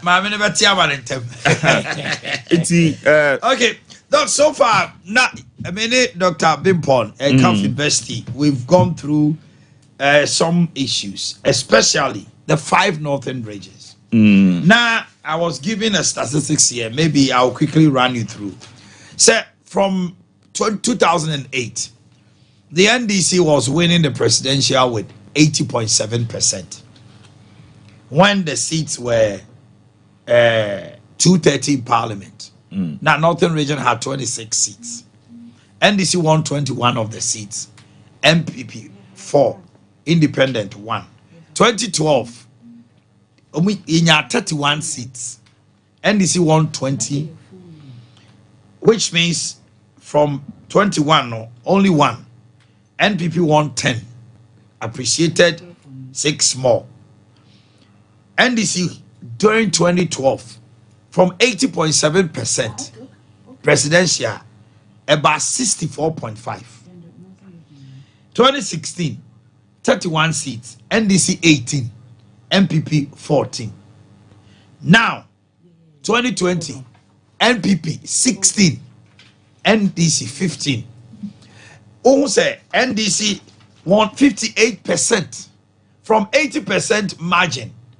General election. Say Northern Region na yamiensa. Ufani nyina boma. Na NDC timi winning 80.7. And now can numni nyina boma. NDC average, you know, 58%. Which means from 2018 ban NDC awarding was slim so 80. But in the public domain, Obia Swajina say NDC stronghold here day north. What could account for this? Okay, so we share so many ras. Okay. And come on. Ras bana in the morning. Morning, Ominia. Ras or Northern Region. Edia na ekoso hobo en komo. Minia check is from for Mamuchi was sumpa and andope. Of course, your election house here the Bibia election home Edinburgh 84 and andope. Me fair minimum ekasa northern region. This year ekasa Nijina Tamale Central. And Honorable Mutala MP Edima NDC for Akunya Tamale Central. About the 2 numbers is here. Meno Ekase and on Central for Akasa. Ansana Medi Asama Odima 84 and answer Ashafo no member 84 CSA. Of course, in the Tamale Central constituency, Martinia Chima police stations, 5 police stations this morning, and averagely I say. Elections in Bibia Air Koso Kama, there is no issue of disturbance being Bibia and now Ocean Swa. One other thing I mean to see and say, as I say, Hamatan Ewohonintino, Amana earlier on people were not coming out say on which me Ababe Caste on food. But currently at where I am no a filling station police station no Honomo and Onobanka say Chabande, which means numbers no Abemu Kakra Ediama. Electoral Commission on Mobabe to Omaba. It has not been, very easy, and I say Edima New Patriotic Party in this particular constituency. If you look at the history around this very constituency, I say most of the time, NDC and Omoya Omamutumi Vinisa Akonyawe. Last week, your name parliamentary candidates Edima Tamale Central, that is Honorable Sule Salifu, Ono and Osansu Mayor Edima Tamale Krumhano, Yenino Edi and Komo, and also MIA TCSA, Ban or Bano, Abase or Babesisa, and Nimomo Edima Tamale Central for. Of course, they realize throughout the years, Tama NDC for Ekra Akonyano, as a Ichumano, Bebrina, and Shada, and also if you know Tamale Central very well, we say development in Bebrina, Tamale Chromium, and say, most of the time, the assumption is that Ijumani Bebriwa and we say obey. But of course, Honorable Ni Akasa after Otu Abano and Oma Tifono, and I say, Omaya Tiasi, Ichuma. And Tamale Central Constituency, he has talked about taking care of students organize extra classes ediamomo or he has talked about boreholes in Sia ediama constituency no SNB obenya nsupa etumi edianum and chips compounds of hospitals are what me aboa ediaba constituency no. These are some of the works that the honorable MP for Tamale South and as Tamale Central what me ediama constituency, but all of this no the other candidates in so AGD say want me enough for the constituency yani voters need be adding common and of course most of them they believe say what the honorable member has done is something that they think say another mandate or constituency no. Okay, Ras Banahina Moten in Kano reporting from Tamale South, Tamale Central, Honomo Ena Mutala, Enchebia, Yabeko na Yene Electoral Commission, Omo press briefing or yet. But before then, Doc, Mami, yeah, now can be about the northern region. That's right. And then also, it's mainly determined by who is the presidential candidate. It's in your own who they were so committed to Rawlings time, no, and no affected parliamentary seats omunya. And then aside from that, there were certain political dynamics. And some conflict in Boko and some areas.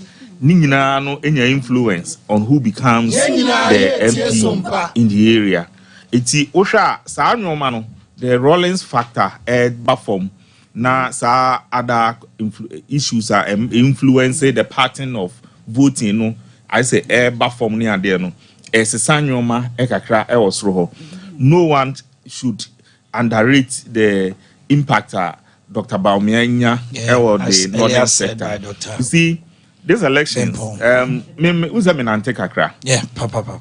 Previously, I say minorities against the majority in terms of ethnic divides, no, and the minorities, no, because of the presidential candidates involved, no, pattern, no, aye bibio kakra.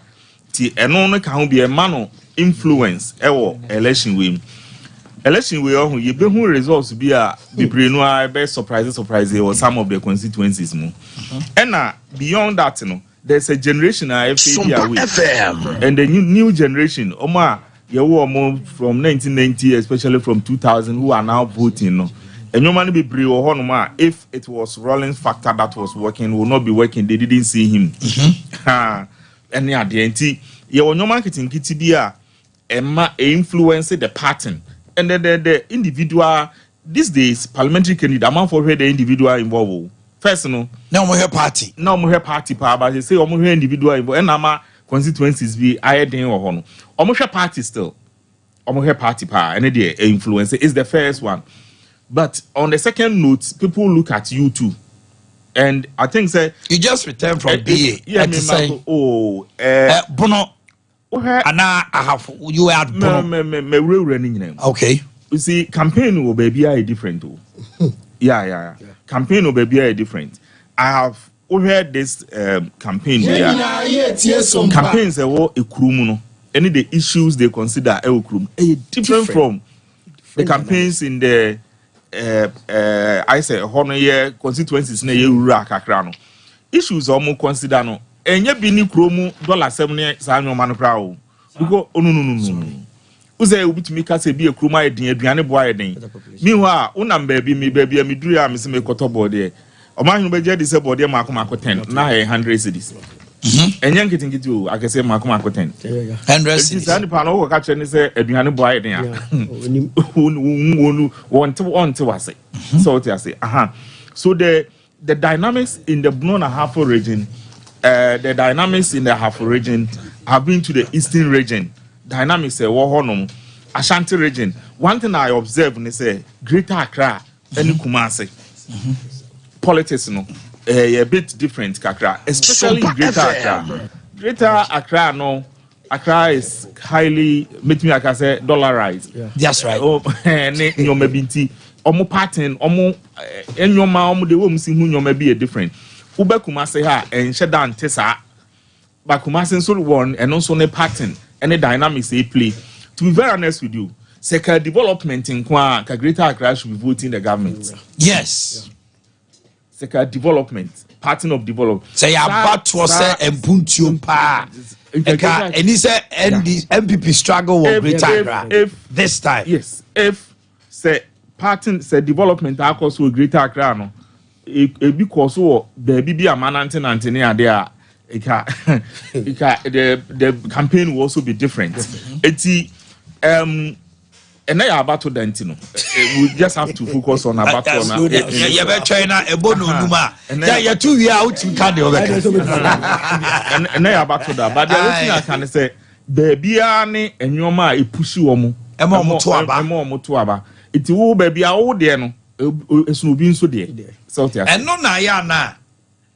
Unfortunately, anybody be generalizing no omoye mistakes because Professor Che Pentecost University Ochami Rural Development ewo KNUST and all my scenario say omo ko kro bi so. Now let me welcome doctor and our permanent doctors na ofia most mom doctorate prequel na ya play twice.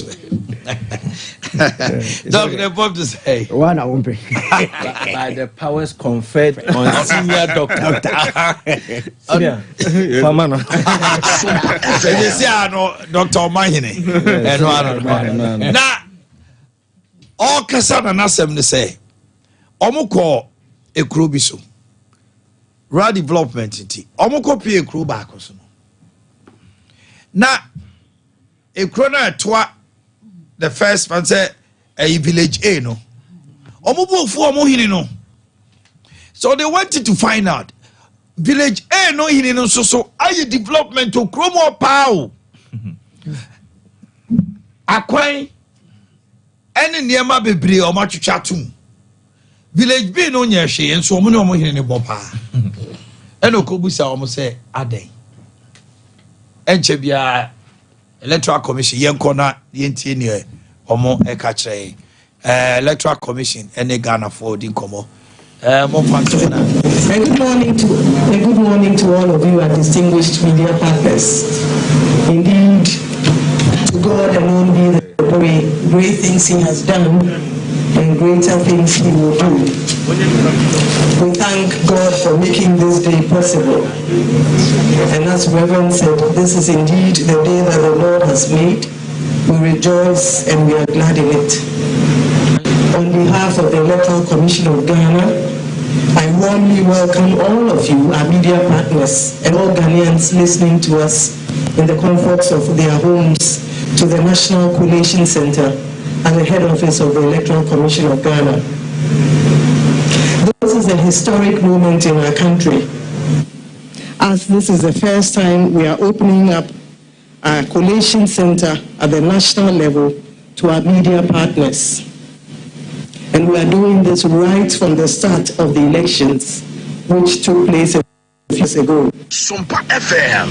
As you are aware, all elections since the inception of the Fourth Republic in 1992, in all elections since the Fourth Republic, that is since 1992, the media have been granted access only when the declaration is being made at the National Center.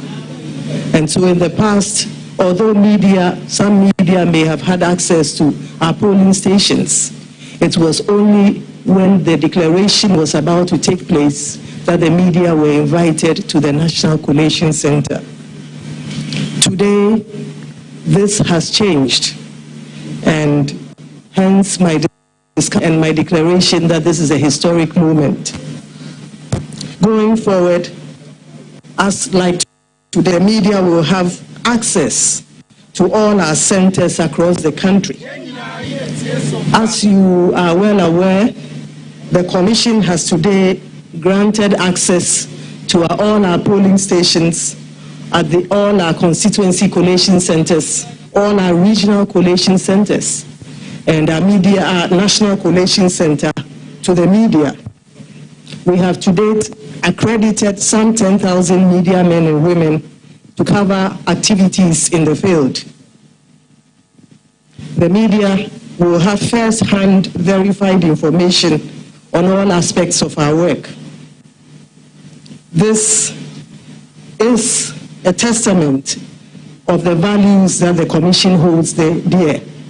Values of transparency, values of accountability, values of integrity, values of inclusiveness, and values of responsiveness. We believe that by enabling our media partners to cover all aspects of our work, we will inject the needed transparency into all aspects of our work. This would provide the citizenry with vital information and suspicions that had hitherto characterized our work. Ultimately, we have no doubt that this would help to cement the peace and stability of our country. Our media partners, over the next 3 days, and to the citizens of Ghana, over the next 3 days, will provide you with up-to-date situation reports and address the concerns of citizens. We are aware that you have your teams in the field, and so if there are any issues, we urge that you bring them up for the Commission to address those issues in a timely manner. In the spirit of responsiveness, we have a toll-free number that will be made available by our Deputy Chairman for Operations when he takes up the stage. And this is a number that has been put out in the media. We encourage our citizens to call that number. We have able men and women behind the telephones, and they are willing and ready to take any issues or concerns you have to enable us address this in a timely manner. We encourage you, the citizens of this nation, to walk this journey with us. A journey of transparency, a journey of responsiveness, a journey of accountability to you, the citizenry, and a journey of inclusiveness. We are keen to ensure that we include you in all aspects of our work, and that any interested citizen will, in the comfort of their homes, be able to follow our processes. You are our stakeholders, and it is in that spirit that we provide you with the details and all aspects of our work. We thank the good Lord for what he has started. Indeed, reports reaching us indicate that the elections are proceeding well across the length and breadth of this country. And we are confident that the good Lord who has started this process, this good process, will bring it to a good and expected end in Jesus' name. Amen. We declare the National Collation Center opened in the name of God the Father, God the Son, and God the Holy Spirit. We thank all of you. May God bless our homeland Ghana and make his beloved nation great and strong. Thank you. Okay. The Electoral Commission, NAD, and some way Atuja. Na some of our kind of brofu baby and say collation centers no omo abie na kaneno na yeba be declare results nko a but we there from the one on be an original ni nyina no media be ko ho samre yentie ensemo a deputy director so ewo edemayen.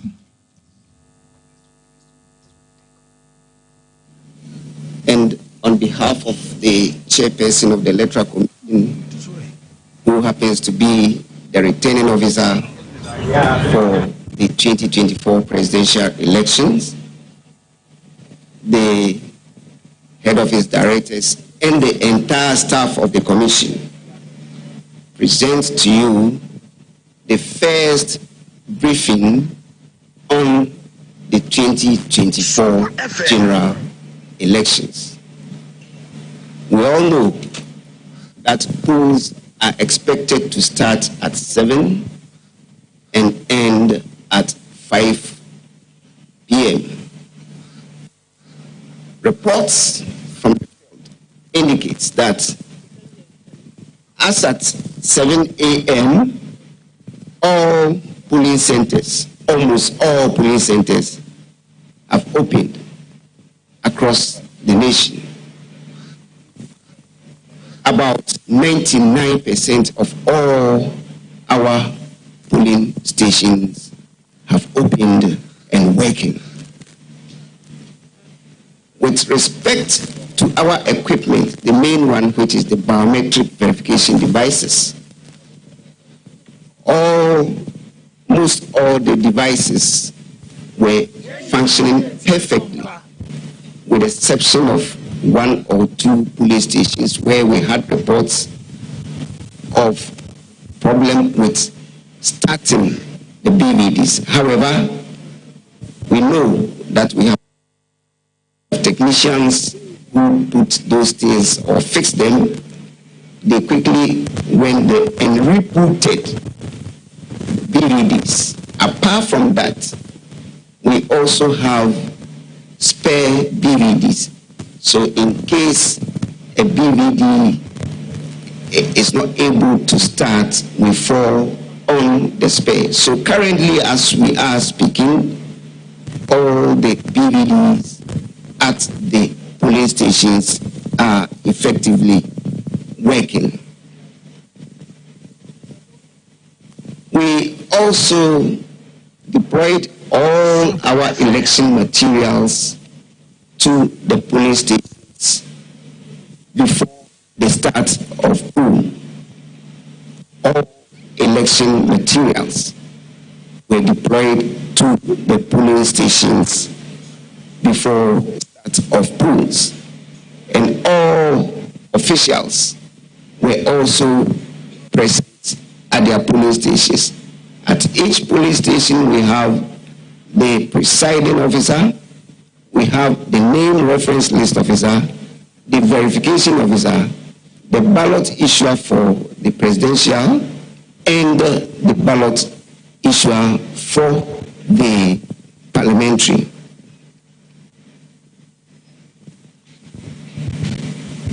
We have also noted that at all the police stations, we have the presence of the security personnel. This is and you can also attest to the fact that this is 93.1 this is one of the main reasons why we have very peaceful environment. We haven't actually had any reported incidents of either violence or quarreling or whatever.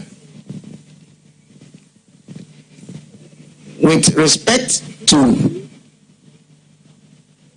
agents at the polling stations, the two main political parties have their agents at all the polling stations. However, the other parties either have some of them at some of the polling stations, others also not there. But we have agents on the average for Mr. Alan Chomatin, Nana Addo, the LPG, we have the GCPP, and then the APC.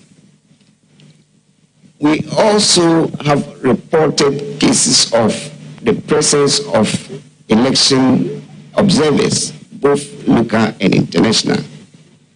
We have the IDEC, we also have CODU, we have ECOWAS, we have the presence of the EU, as well as the Commonwealth. So basically, this is a brief report from the start of polls at 7 till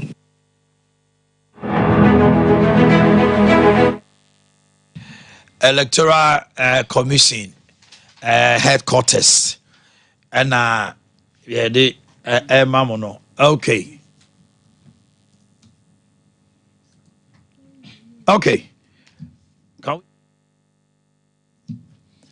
Na yento aso emfam free hanomo. I'm so onye you. 3, 2, 4. Onye, you take us back. Thank you.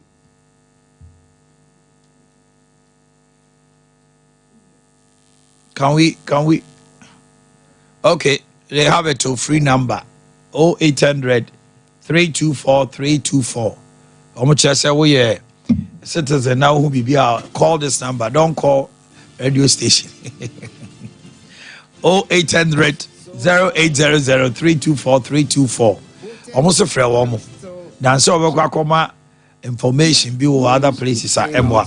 Okay. Sumpa FM. Doc, also now Kasa. Aye, na mi guso America na ye ka northern. America na me ma story be. Yeah. What I was saying is say Ochre say omuko village A no. Na village A hine no ni mpuntu a wayama ekroma no. Unhu say toilet e wo kronum no functioning very beautiful one. Enye KVIP titi de ani bio. Omo market. There is even watoka omutumi di ko waye a whole football team ni ade. And a village B, you know. You put two and shut down, Sunny. But no, I had DB. Friday night, Biano, it's Chrono or brass band. Now, boys now about brass band who come on. Omu good. Now, Friday night, you do not village B, no the brass band in this Simwa. Guess now, village A, Nina, village B. No, village B. Omone boys no coach so. Eti village A boys no they were losing their girlfriends to village B. Or you know, o say apata. Also wasi e dey. Eti won no kobusa omo no say. Yeah, why yeah? Ayama you can't say. Stores. But now so be busa say emprempre mu no e dey ni hia. One musa omo no fees wo de ne pe eye mpuntu ama omo no ama another village big girl enti no wo mo po big girl enti no wo mo po hina bu no dia na me pa kire senior doctor ka no ekroma the dynamics of even Kumasi eye different from Manso. Enti if you don't tailor your campaign now come and so now can Kumasi asemwa oh how Doctor Aso anuntina tamana campaign no hiti no ye to abeni nyina area you make comment on these especially things, especially last minute campaign ne bohu no obi afri baby ko ye campaign o baby ne ade ne bi onte all the dynamics bi dynamics ka ho asem aha ebi ala onte dynamics bi e wo form ho no onte ase ye look this election no ade ba ko be sign pa aye ebe hard dream pa ebi ni mu nhye you say you hu independent candidates o baby bebre enye o ma hu o mu ne no o ma atwa mu no nso impact the nya no election no so sisi a oni ho o chere say o de me kita gazetted results minyi ba kwa na me okay Cape Coast you fan say Cape Coast North na hifa kwa na independent you see where you have Ascent North, Ascent South, sorry. Parliamentary results, MPP 17,121. Okay. NDC 10,201. Independent candidate 15,801. Independent candidate Nini Hobio, who gets the votes? Okay. And quite a number. Wouldn't say last election. But this election, independent candidate in also. And then who gets the votes? You see, 15 now, and also not all your NDC and all your MPP. 15,000, no, 30. Where was Ascent South? It was 36.22%. 39.24%. And to Kaboma say, you're winning, you know. The indelible ink. Thank you very much.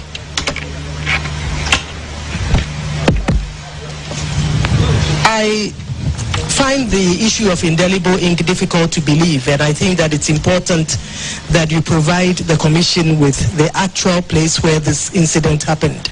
the actual polling station where this incident happened, because indelible ink is very much part of our system. And so to ensure the accuracy of this information, it's important that you provide details. I would ask, I think I'll answer one more question, and that has to do with the presence of the military. That has not been brought to our attention. And it's important for all Ghanaians to know that the Electoral Commission of Ghana has one role, and that role is to conduct free, fair, transparent, and credible elections. Security is not part of our functions.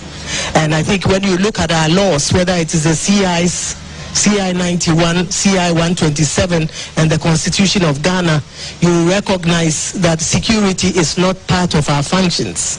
And we do not know the security strategy of the security agencies. Granted, the Electoral Commission has a seat at the Election Security Task Force at the national, regional, and district levels, but it is limited to the provision of security agencies, policemen in our printing houses, working with us to transport the ballot papers to the armories, protecting our equipment in the armories, protecting our offices as well. But as to the deployment, who goes where and who is deployed, we are not privy to that. What we know is that on the National Election Security Task Force, and I believe this runs through, it is headed by the Inspector General of Police, but you have at the national level, you have the Director General of the Immigration, the head of the Customs, the head of the Fire Service, the head of the Army, the head of the Army, and I believe the head of the Immigration.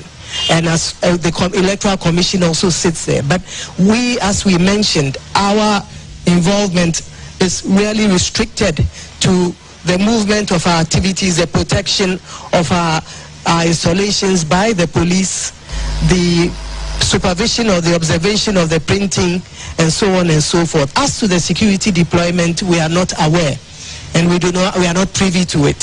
So we would investigate these issues that you have made. It's important that when you make these, you raise these issues, you are very direct and you provide information as to where those things are.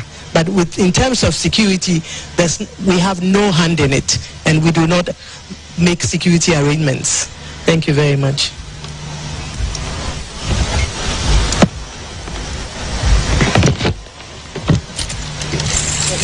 Thank you very much, Madam Chair, the returning officer. So we have two other questions. The first one is the distance, the sitting distance. And I will not say that we have maybe 100 meters, 200 or 3. The rule is that the agents are to sit at a place where they can observe the process. It is only in this part, or let's say this place, that you have agents sitting on the neck of election officials. This should not be so. You find agents very close and then sitting on the neck. They don't even have a space to breathe. They are expected to sit at a distance that they can observe the process. Then this issue of exposure of some validating stamp. What we do is very simple. What is in the public domain is wrong. When we are packaging the election materials, we put them in an envelope and put it into the ballot box. It is only the indelible ink that we put into a rubber because of a possible spillage. So the assertion that we have exposed validating stamps is not correct. Then which other question? Yes. Yeah, the wager Bawe, that one, it hasn't actually come to our attention. So we will investigate and then give you a report on it.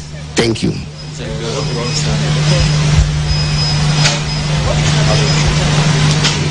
Hello.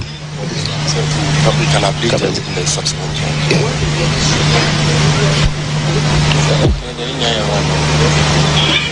There was a stamp at the usual parliamentary.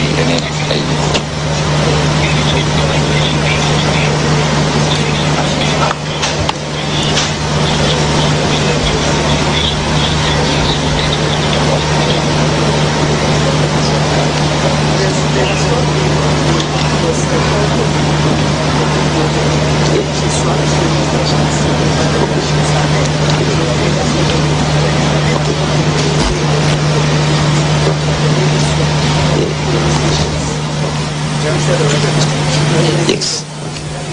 Okay. So, reports, yes, indicates that there hasn't been any delay. The issue is just a swap of the pin sheets for 2 polling stations. So it's just a matter of sending the swapped pin sheets to the correct polling station. So it's just a swap. That is the update that we have. Thank you. So voting is still ongoing.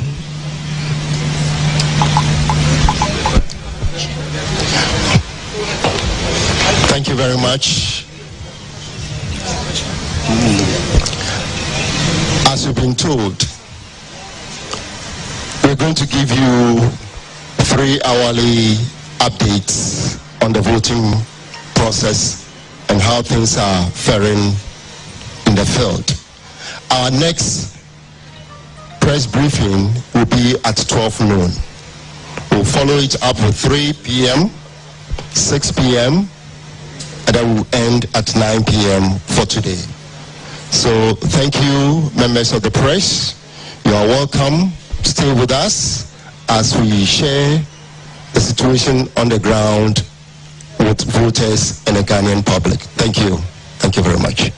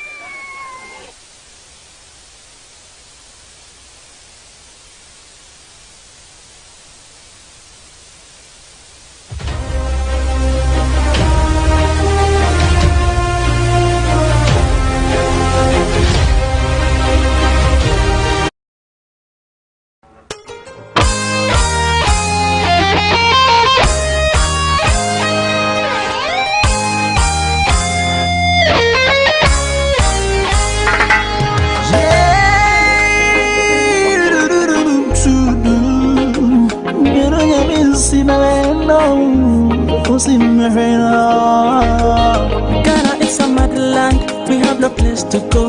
We better behave and suffering election. Together we go higher. Never ever we should let democracy divide us. Ghana ni ya man, sheni baby ako. So come for money, say oh my ma, what you be oh. That's why I say politicians, media men, citizens, politicians, media men, citizens.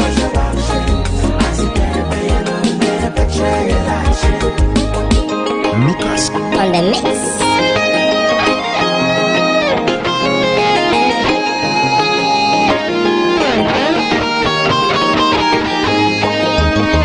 Cannot be kept by force, it can only be achieved by understanding. They know that is the truth. I cannot get away from you, but I still just won't then live like to die innocent. We are one people created by the best same God. There's no margin, there's no margin, teacher, watching, I'm sure my game, I know that there's some baby girl. Ain't it? Watch your action. Oh.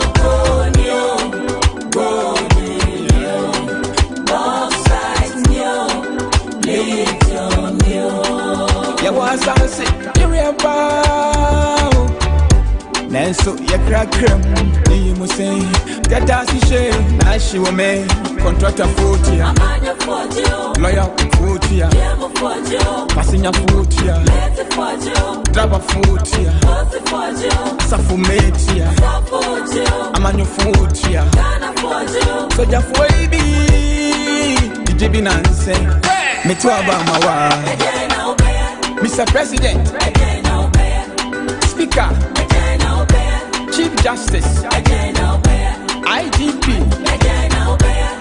MP,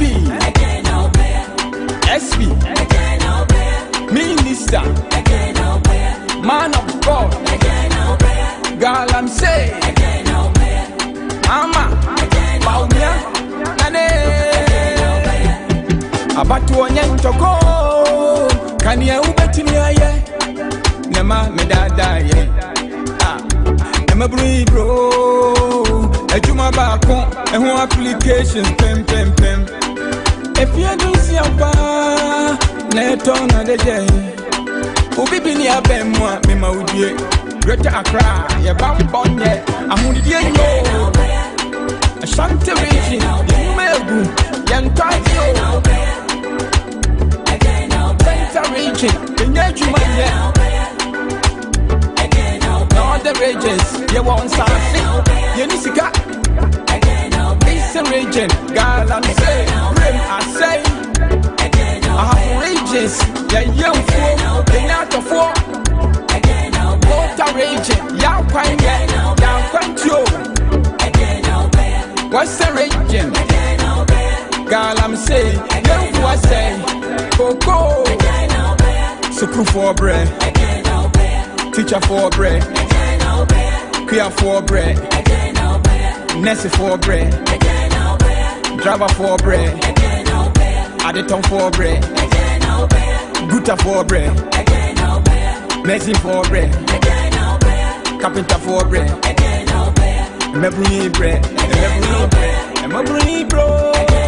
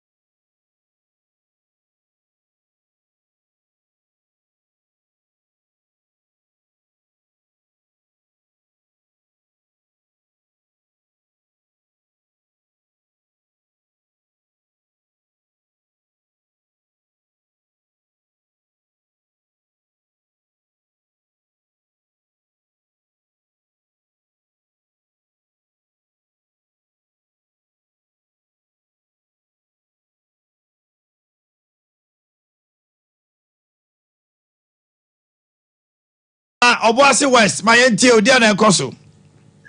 Obuasi West constituency as at 7 o'clock a.m. said the Ghana Emrana Electoral Commission. And so, me as I say, 7 o'clock a.m. Pepe, and I feel about one, and so, me as I say, Obuasi West constituency, na any, and Kofa, yes, show many so metal, and Obuasi West constituency, I have say no, 68,541.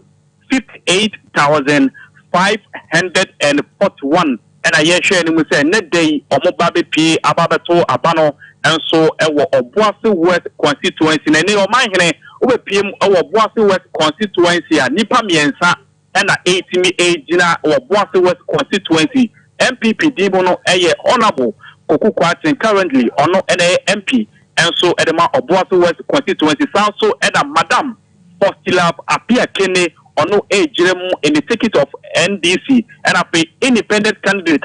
Your friend said, or dinner home coffee appear way any the three candidates any more share said Bako and so bet me every sitting on our Boise West constituency. I have said, no, my jump to Jamaica here for Motia some panel 3.1 FM and I pay some TV and him say, a Boise West constituency. This is the first time independent candidate. And so it's me a unity as a babijina. Some man for the share aton and so aba and no air papaya friend as a honorable a ordinary coffee appearing.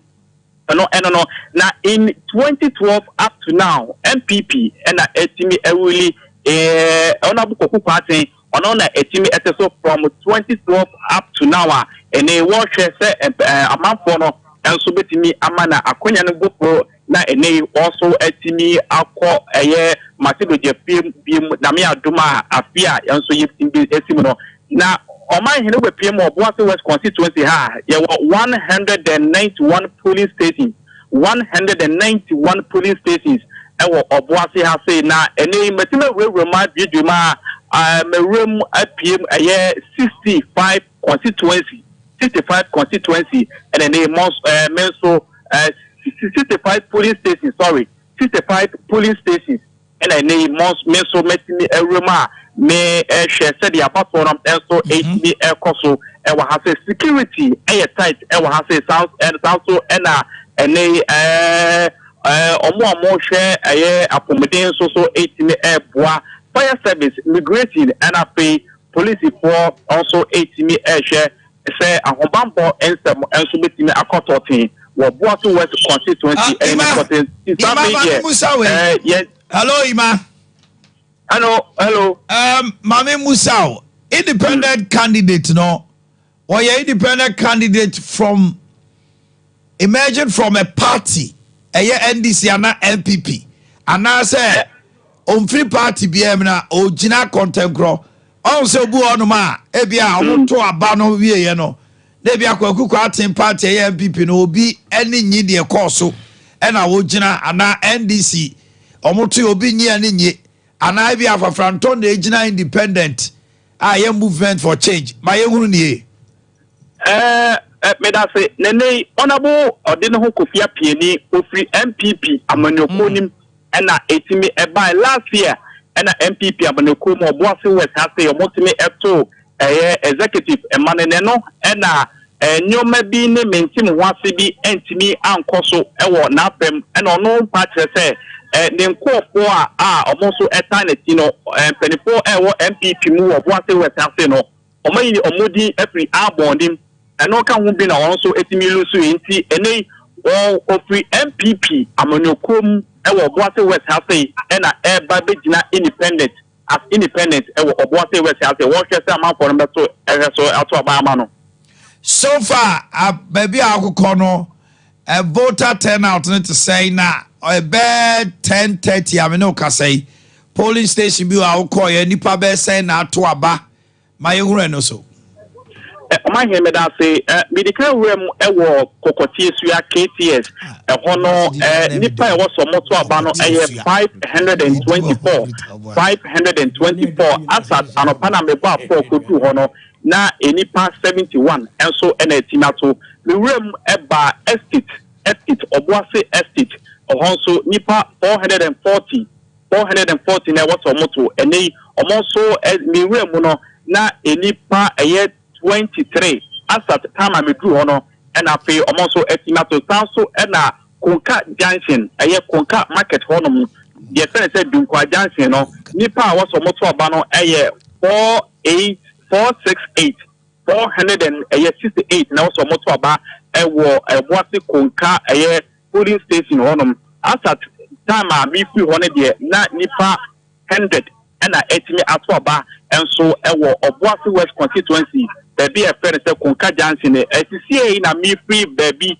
and so by a new in Suta Anglican 2 almost 321 as it stands now and nipa 115 and so any etimi atwa baby amakoko any baby a mewe ramro it say amafo no edq nim kama baby what's a ubie di biano ubia so etbd na nei o manhre no wo no me notify adie bi say ebi mo ba omukuta Ghana card ona so omukuta voters ID card na mom Ghana card mom ene kuta om na bi popni electoral officer panyin no wo na bisa ne say allow say obi betimi use Ghana card na no say I allowed inti say obi bana say onkuta Ghana card and I say voters ID krana omohwe na se ni din ewo ma e ma na ma ho kwan say also it sana esi etie ewo Obuasi West constituency asuje ene bibia enso etimi ekoto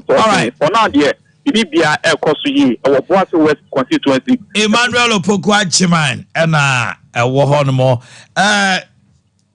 Doctor Mamimra wonchen na ye didi nkomo bia region by region so far now Dr. Uso and San Eka said the dynamics so far yentimi nkampi as a about to on the question one we are by your comments and other things you might sway mind you know we are also extra careful in the things but definitely they are certain the year Osha Bono ahafo Bono is mami from Shasin Frio will anything change 2020 MPP won Bono and a half they lost Bono East meaning say you travel extensively because of the nature of your work.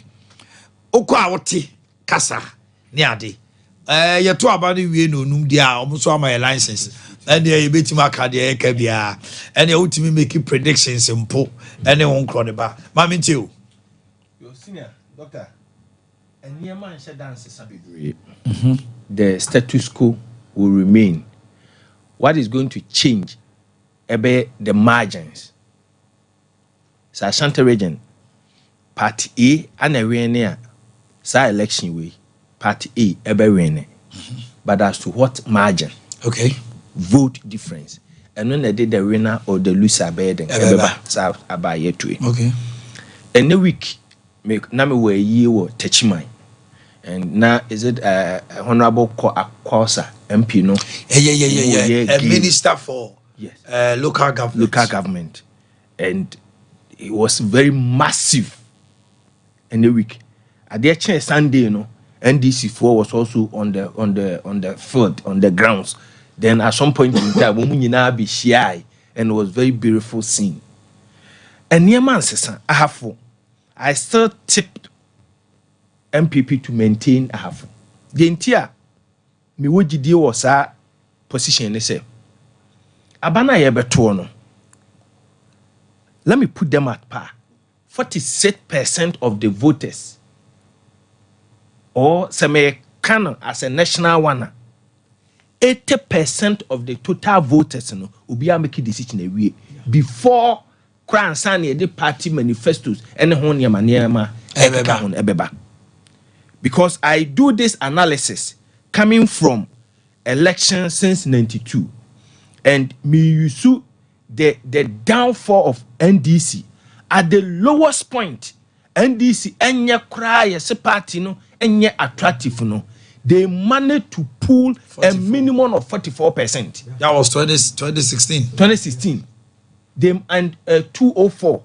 Yeah, President Kufuor second term no. It was the lowest point of the NDC. So that margin lowest no 44 a bit there. So let's do them a favor and run it approximately. So 45% of the total voters, Ghana, and Fahone there, obey. They are there for NDC. Oma make up Oma.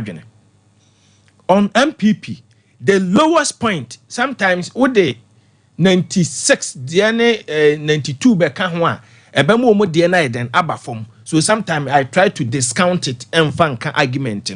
We start from year 2000 at least Papa J, military civilian, a free sworn urban because the records or the historians and other political scientists Bekacho say former President Kufuor happens to be the person who cement Ghana's democracy yekui. And but the information we are gathering is Manaf Ibrahim. Yes. Akrim no tonaba. No koye no. Okodi kiu no so. And akofa samaba. NDC force Debbie. Q no okodi so no. Ebe influence about one. How? Or a parliamentary candidate to Omesin Kotonaba.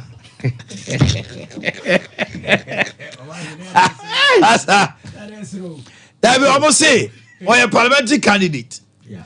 Okodi Q Nima. Almost said that Q, with presence in the Q, can influence almost say, parliamentary candidate or no ban and Wabe DQ is our Brazilian. So the NDC protested vehemently, and I kofa when pincha ba Akrim.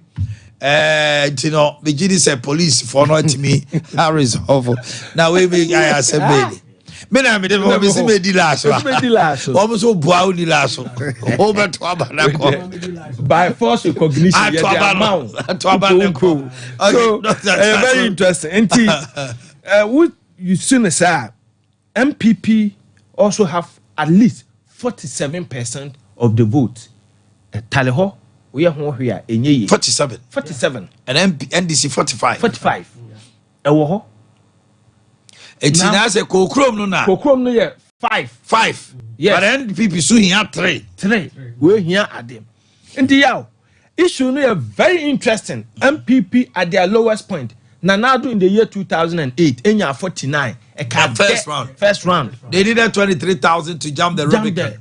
Went me what about 2012 election now again they 47 into almost down minimum base 47 wise NDC 45 now to support this argument say no there's a lot of work SSNDC and say NDC lose check margin now de lose no in the year 2008 Professor Mers no he won with just a small margin even the first round now or that second just that 23,000 as you said Nana Addo and me second round so winning or the 40,000 and I win here 2012 elections again check the results. Your mama had 50 points. Yes, 50.3 margin Atamos had 50.8 the margin a minimal now what your tier 4 near her for when it comes to 2016 and Nana Addo area now or we need with 53 point you can say 4 no we need 53.65 Nana and Mahama ebenya 44.6 Tina Merane and the day Emano 45 and about to no say NDC lusua omu lusu kakraka heavily omo wini so a kitwe 2000 the year 2020 again Yera Mahama enya 47.8 which means he did well. He appreciated. Well, appreciate it when you be 3% at the account. And the nominal figure was about 500,000. Yes, 507,000, which is huge. And we check these regions. Bron region, I still maintain that MPP will retain Bron region because of analysis now there's where the be a mechanical for better by me person issue silo type this is where you belong to abakwa san number no that no mama can you chi ma you to na many ok medasi who can say there we need help there stereotype in the Abana say we enyan kasetia Abana ya tuna mani no Ghana Abana ya to na amani enti amani fo no ewo ho a sa percentage ne yeden eda ho enti bibia nye den ensesa that is for Bono Ahafo region Bono region no dynamics no etoda it's becoming a bit of unpredictable kaka anopana doctor Bimpon kase Bono region MPP winning but anytime NDC appreciate wo ho no e boa omo presidential national yes nti also we share election the way AC kwana omo no manfra for no dawson which is settler communities no we share half na half crowd ama NDC again route no again pure farming community na wo honom no because okwa half me so I grew up in a half me ko nam ko JHS miti asomra krobi de asomra ofri go so we kwa akodi no ato forest mu akwa be very sure say na ya make say kra me bram di na chi e wo ho a wo to aba me oluman eso ye den e wo ho den no atiasi krom asomra enyimaye nakete poma krom then nkro Ghana nti untu kwaya ne atikumase ne nkran ya abusafa amhwem mamchia mo poma kromfo ene atomfo ayo ho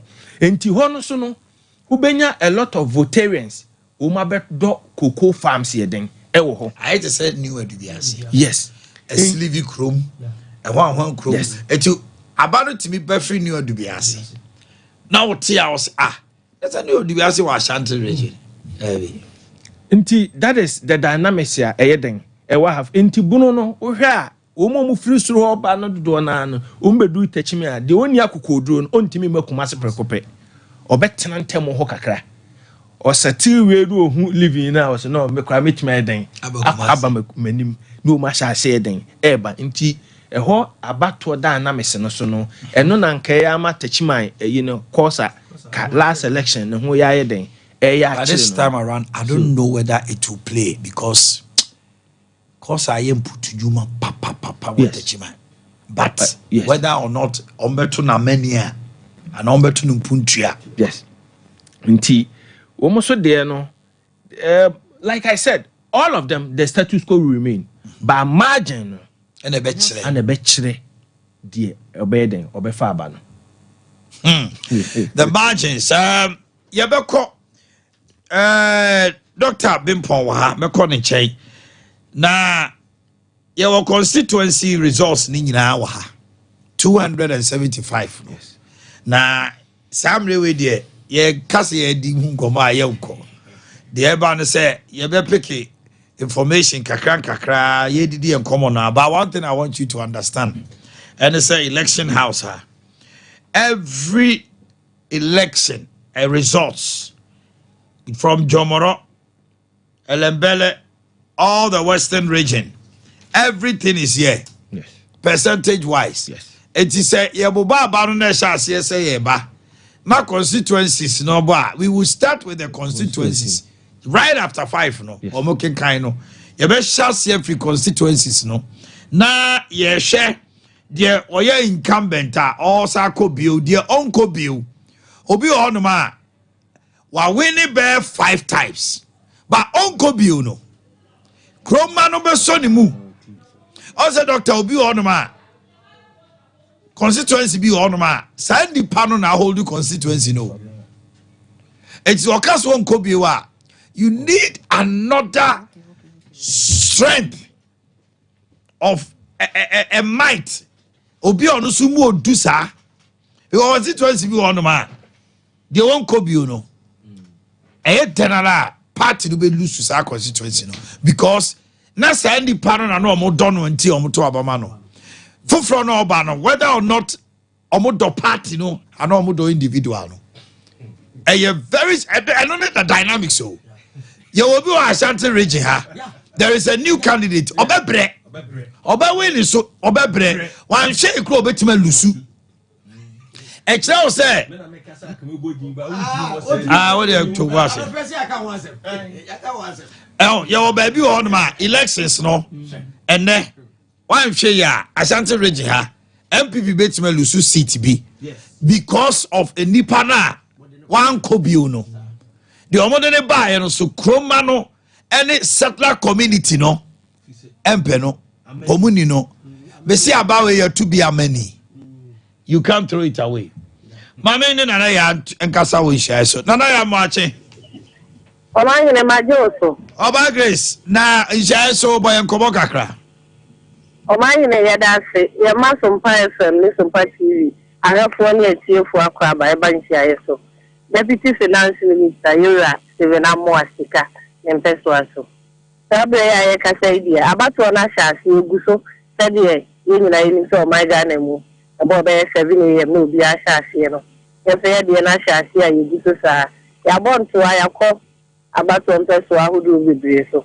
na baby ayakọ ni nyina one presiding officers ne kasa penalty no eye nipa na eba ne sa nipa na be emiare bi oho no ma no pa no omba na nipa no ato something that I chen omo and omo hye ya omo shasi nti sai ho no de ewie mu adwoa omo atoko omo chen se ni media nipa na so be na baby also omo mom ko chen nipa na so nipa na ba omo to ane sana baby ayako polling centers ayako no also baby omo expecting number of voters so cry 705 omo makani ni na 490 390 443 and 445 near the ade.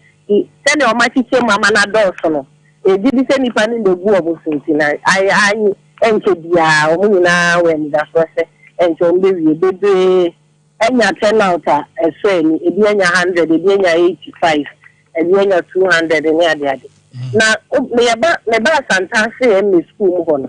E ho na mi hu sa se nipa ni bebre da so ho mo to abawia se be yo mbe kofie no mo da so jeja ho me bebre aya koye hu se nipa na to abawia o mo da so gina ho ana se obi o to ana ko nfio ai ho aye bi asungi aba ho baba santasi school mu ha nipa bebre da so abo ye bi sa o mo se die nti na mato awie na mo da so gina eni se ye ra ha maka se o to abo ho ba ni nti na o mo gina ho se do man se de nya asem bia anka nche na me lese bi a mekwa aba no na o mo firi but say the koba e nipa no se de siti ana da so tie e na no pomu ho so party agent ne no isi officials no the dia no koye na center antawa kakra o ye osian obi betu ayesi mo modi na mente we se me coach ni ankasa ankyere me ne ade ade ba kyere ni na o mo kama sunje ba ya o mo to adwuma so it so far so good we rastika ba betu aba o de ne na me bi se mama ye I last my in general number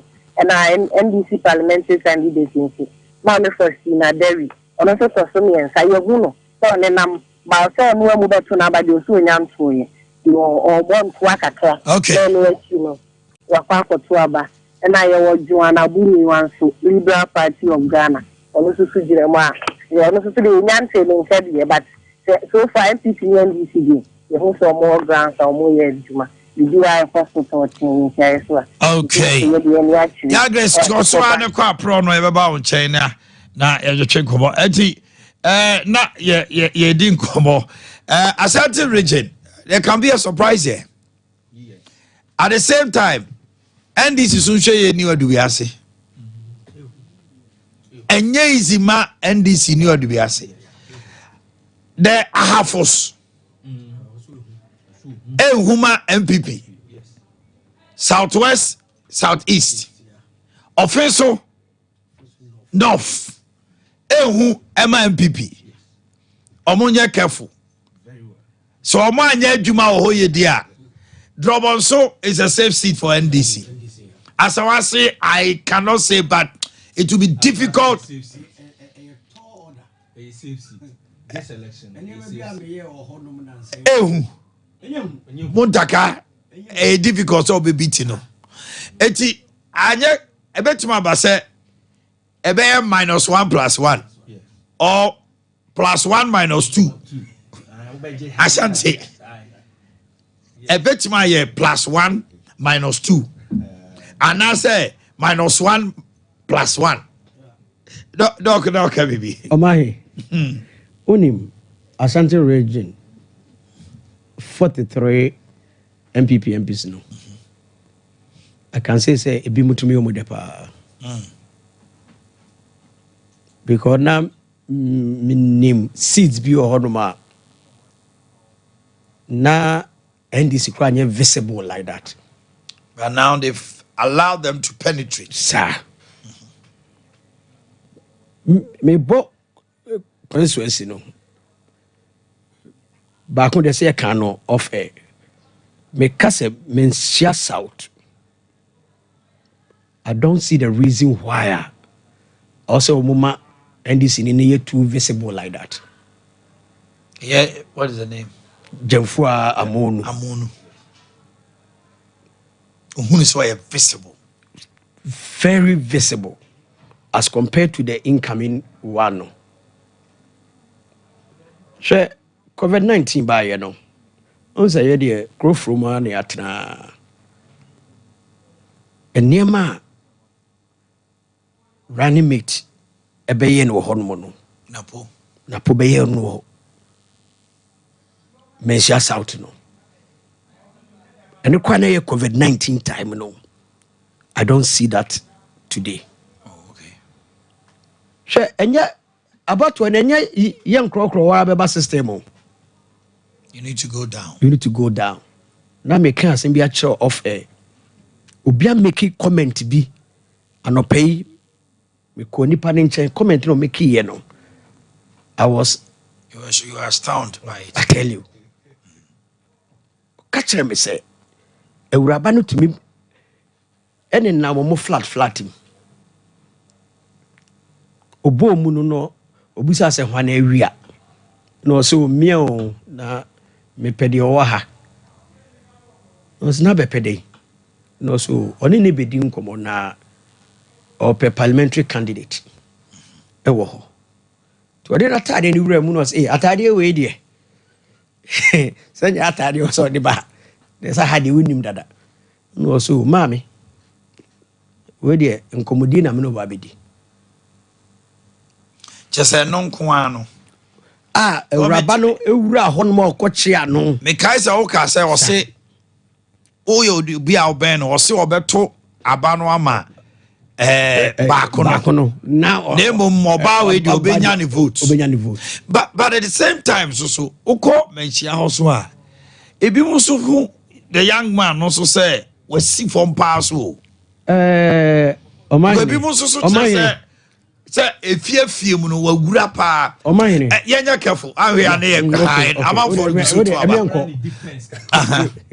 we did say we must understand situation and then be gina level here we first of all good you new force major and now say you left na say nyame elevate you Dr. Napo amana ko running mate no na yehia obi so obeba be hye na imprempremu ena eye August and September August ya ejo ono so ye say awura no long time and sana we bent no and e bi kwa na lawyer might be in the system but front runner no no side definitely you have to understand say ono so lady na amonu ono so uko among the party hierarchies ono so issue one go for party for na so no issues no issue pa enti wan hwe ya ye betia no ye ono ane party for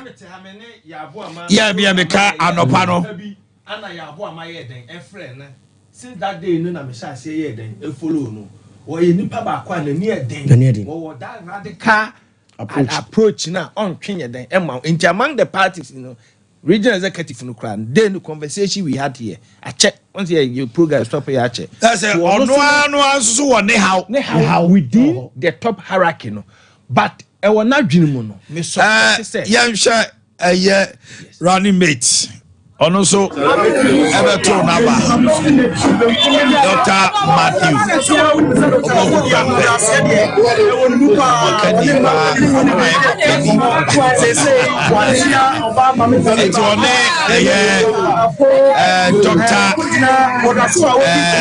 Chama Fukufu Chama Dr. Chama Mesia South Chairman, Aye Tom Tom. Korea Town Suzuki the Chikama. Come on, Tunaba. Madam, the emotion, running mate to the new patriotic party flag bearer, Dr. Matthew Boku Prempe. The brown also airport Tunaba. And we are winning the number process. Last year, the water Panavan and then the near GC.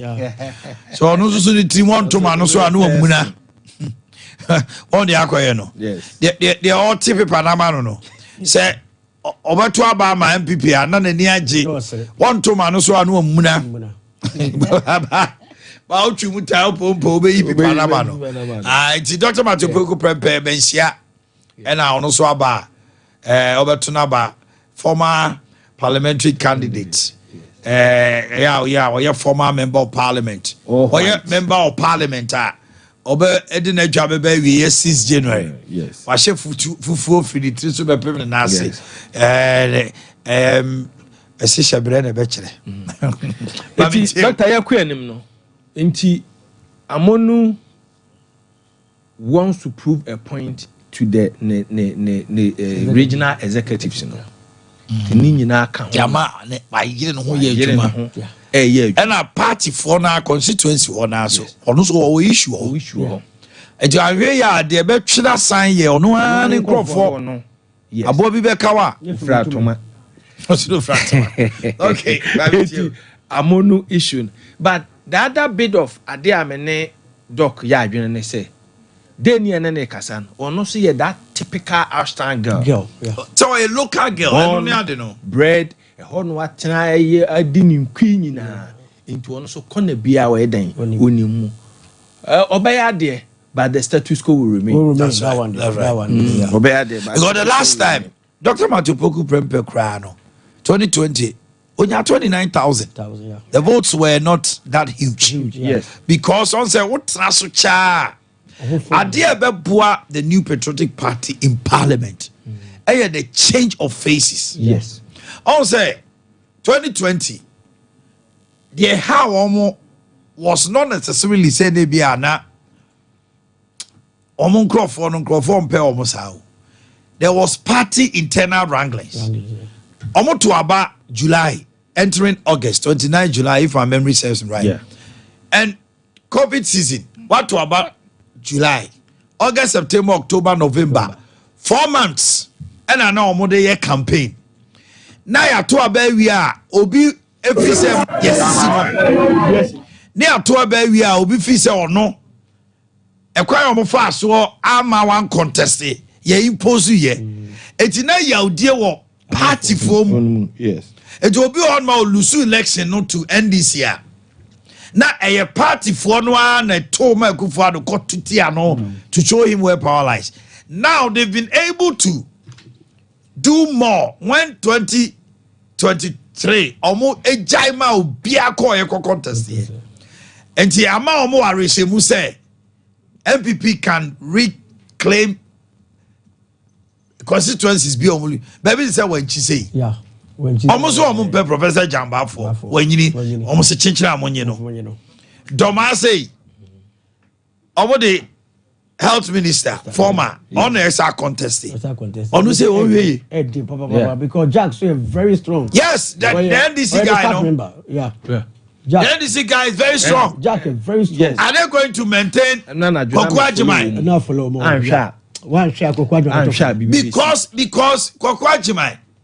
Omohunu say wanyini but ebisu fi said there be why yen put to you ma on to yen sanfanin ko and the dynamics will tell whether or not say obey sade na. Yes, and back to Wenchi Nana Addo midi nkomo Wenchi extensively. Yeah. Fortunately na nkese se me guy bi ana wo win MPP primaries banko abet ameyaw yeah me ne abet na eco school na that time no yenyina na da ba akom for so long a period and even now etoda me kwa akra na me mpese me kwa akoda hotel me kon ho ofie na makoda ono so toda na obekuma ase ne wo twam a wa freme papa si one say election primaries no obi bia no wo wanchi bia agitumu se abet ana win the election yeah Professor Jamba for there no the vote margin eventually became 5 yeah and uni insiders edi nkoma omu chinchima abante nensa okay eventually ana okolusu national one edema NDC this election the ama eho asem ka ehu kakra pa wanchi still ehu enye easy sa say opentima akoje say new person abante there the young man what's the name sports TV3 sports Kojo Frimpong. Is he a local boy? He's from Wenchi, but all his life. But the issue is that's the question I asked. Is he a local boy? Yeah. But when so do you see? Yes. And this ye because the man former MP Vanderpool no. Nilante Onkobio. And a party now so mo won tokwa bi wo. Omode ne ba kwade omode ne ba yi omode ne ba no. Ehun sem nya sem keto. And make us say wo mo akra mu no. Ododo NDC lusu ana ye party for no na amwa wo mo. Enti wanchi Kojo Frimpong. Yeah. Me nko fa me no me ko sunyai kakrenti no. I still have a lot of friends within that enclave here. Wanchi enye dan deal say busi akrom no ye agi akonwa no. Enya ade a concluded they said the system no AC no they need to work extra hard inei too late there but within next 3 hours bibi bia obetimi aye bia no ye nefa ko NDC ni na owini seat no onto onya onim say borrowed seat yeah enti wanfa ani agro ono so aye adwuma always on the grounds with the people no subetimi aye issue by in all no sa results no one cannot predict the bekwa akosie one cannot predict the bekwa akosie na bra ya keka hotspot no unim sa akwatia bibi betimi asi akwatia sa akwatia is a seat near hwan dia NDC dia enene ye ma men hairdresser na ayi amase anweni but yes amase aye campaign papa yes this week ya ma di be 3 days here then ewo ho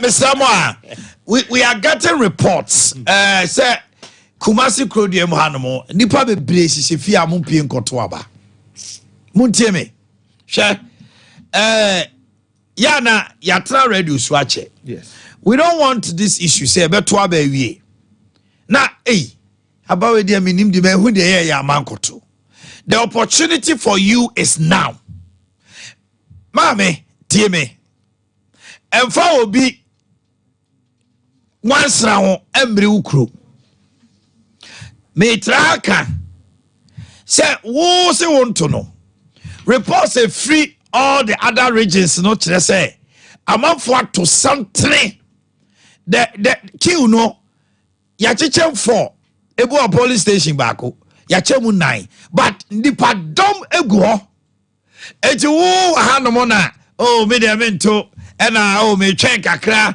mento ena me ye no ne wo pese Ghana fonto abama no wo wan koto no wan na nkoto na onwini but de me ke otimase me wa ha me stande me ne Dr. Bimpon ena stande Dr. Brise opeme wan koto wan na ntoma me nwini ana doctor de make otimase e bia wo pe candidate bi say onombra ana obi ntoaso ba otifie me a wo hwa me no aba no wo hwa me ansesa de wo koto na be kire ena aba no so 50+1 enti wonnim say bia wo one no na de koso candidate ni so o yi 50% you are with the one vote pe wa win it o se won koto o ti fie ye busa say de ntia so me de aba no de aba mo de niam yi mo sa afa ye tu wi a na woni pe na nya na wo besu na wo mo no onim de areho no no mo kodi region bi atem senti region o mo nim say nipa na ye to aba no say ni say you have the opportunity here constituency you have the opportunity koto aba no pie ne koto aba medofo pie ne koto aba se wan koto obi to anano na me ka asem kire mawura ba bi se tie me wo nyame ato nsem sa aba na wo koto no kaya yi ni wo koto atwam Professor Mafo say eti wo ya say wo na wa school no post wa ba no ye one pe the only be our brunsa or that a manchi na utro ni di no wo koto atwa wa banim eti don't joke with your votes obu on ma woje aban way policies di enso won koto te ho osusu woje your mama 24-hour economy di wote ho won koto na why na koto na 24-hour economy ni won famre o why na koto no for free SHS ni mre o eno ti e wasede ana na mama abato ya yete say menko we share ya di mfie nan ko so obi nsa organa ho ama what take the decision whether good or bad for your life me ma menum I'm sorry me nu amanum mumpie baby a woto akohia me ba to aba no pie ne koto aba wan hwe ya wo besu na de ehu ni say ye baba no a ye bo constituency bi enya wo regional now your boss na ba na fe ye urade ewu eh na kofu ya do mini mi wa ye busa wa wan koto asante region het boke to south no mu do mti rampass MPP for so NDC for ha no mo te banto ane ofonu krom eh no mo sane na mo Quabrist che ene ayi do mi komenya 182,000 enye izo e bada say MPP timi nya massive vote ha eno nko cancel a whole region cancel the whole region yeah because you say Otimono any I'm say Bruno is now around 192 yes any 169 80 who votes no here some of you I don't know elections no your numbers so any kika boom 1 near the amount percentage eti wuti one na wo say won koto no obi koto na ni pakro no 2 year ono no onu ne ho okoto eti wo de tra ho na ka kire wo say na mento sani wo kan no voters ni bitimi yo mo de onkoto ye to na aban lusu wi a afen na nani abre ba be campaign se na aban samra na wo te fa ko wo tra ho no ye pamo obi opposition o pese o party ba power o so obi ayo bi nti wo nkoto aba no na wan ko no opposition o kohuri jump no aba enye easy Ghana from pie nkoto aba wa wo tie me every sector everywhere in existing regions na mo hwe sompa and traffic go and exercise your franchise and yes sir as Samson he said you will be disenfranchised. Many are now Casabitu. So, you see, I teach you. Nana Chano. I was say 11-2, 11-10.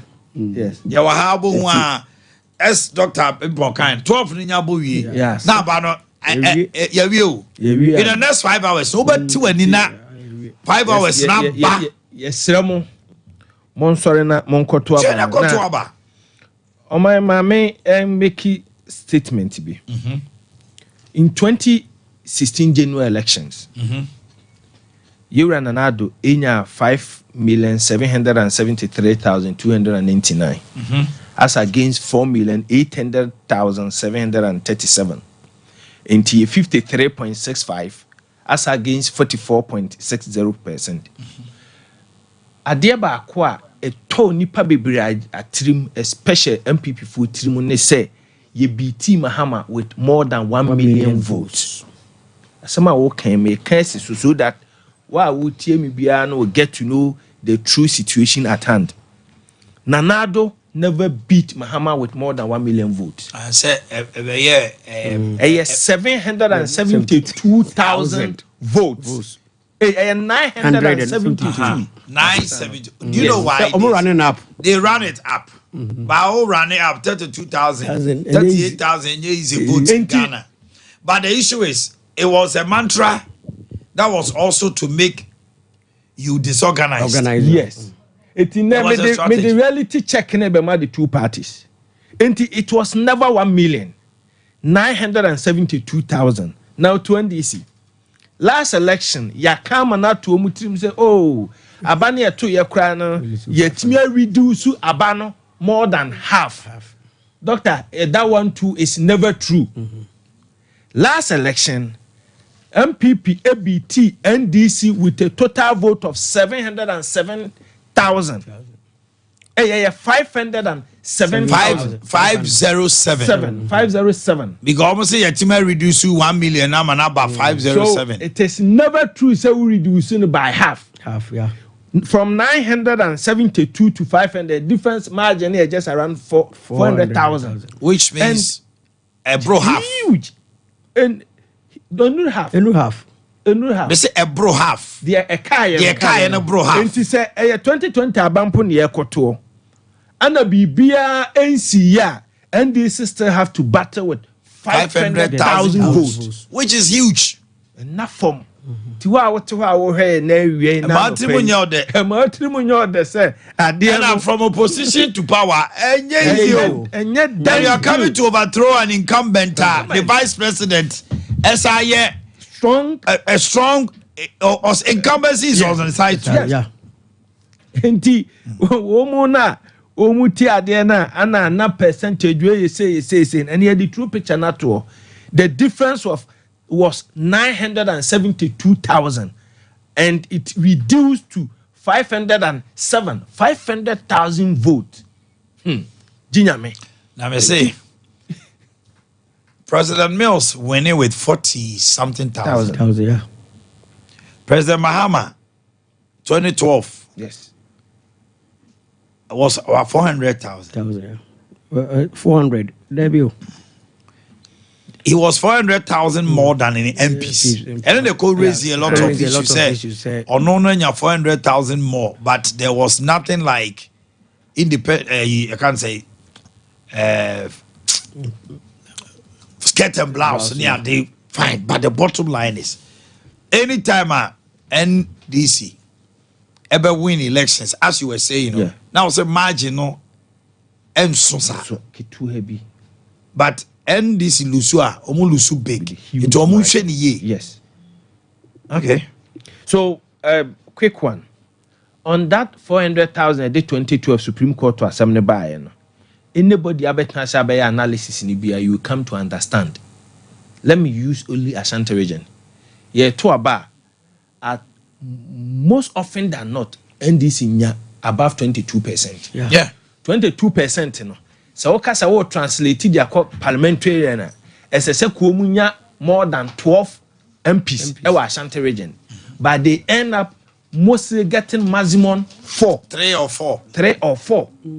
Enti se wo fa one members of parliament, you know, you can say vote difference na Ashanti region hankwa could create that problem na womonye den yente ho ase because it will always not correspond with number of representation in terms of parliament, you know. That is one of the issues. Eti yesramo ya the numbers ni figures ni na den ato honum from 972 above 507,000. Now they are very interesting. I'm a support to cause everybody must step out to vote. In 2020 general elections, na niema mu enti say and ye to about we don't want to say anything about preemptive bibia, but so what check economy bibia proud to 20 despite COVID. Doc, na dollar to CD was still around 6. Still out of Menko. Okay. Leave that. Obia, I'm sorry. Now one kotoaba. If you think you are smart and you are wise, we nyansa for into the own person bakwa di ewema kotoaba. Sebe. Debi na enkwasiafo ma no tumra so. Enkwasiafo ba koto. Ayi leader de ayeden e de amawo.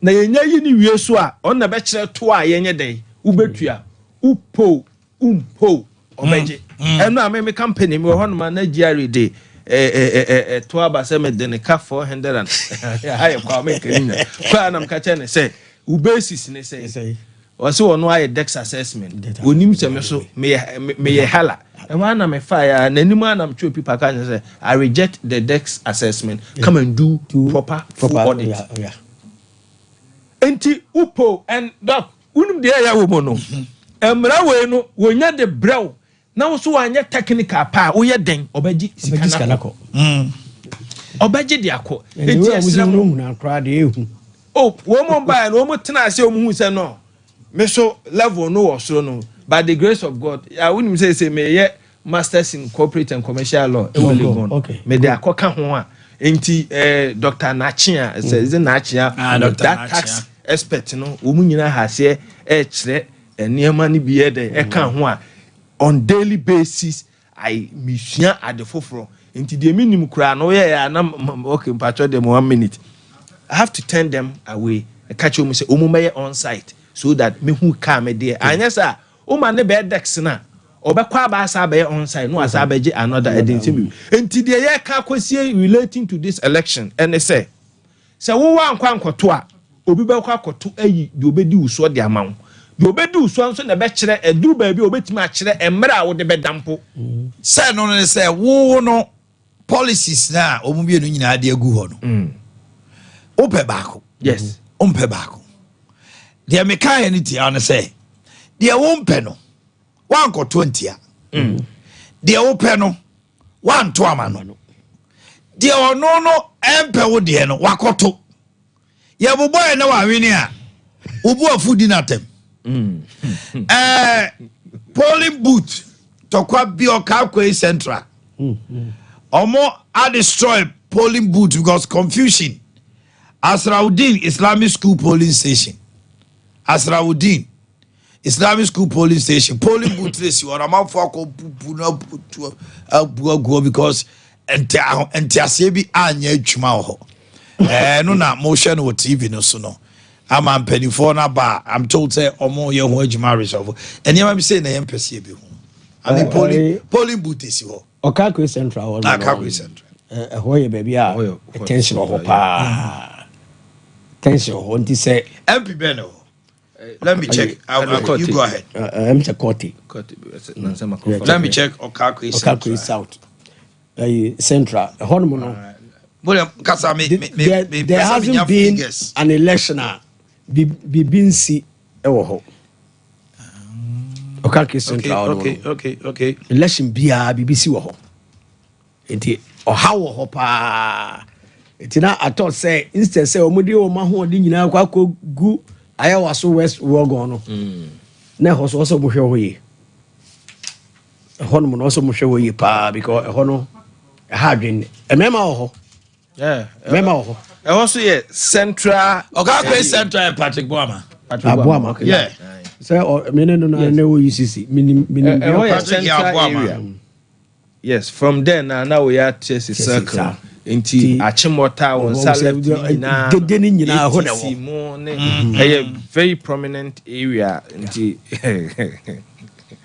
I'm trying to get the figures omoye den kra no Okakwe South but den Aboama befa Okakwe Central ni Patrick Aboama minim se Osani Abdul Rashid Sane Sakwa candidate no there I'm yet to know now the margin as at 2020 it was 27,935 as against 18,922. What it means is that it was 9,000 and let me say 9,007 votes different. The 9,000 votes in parliamentary.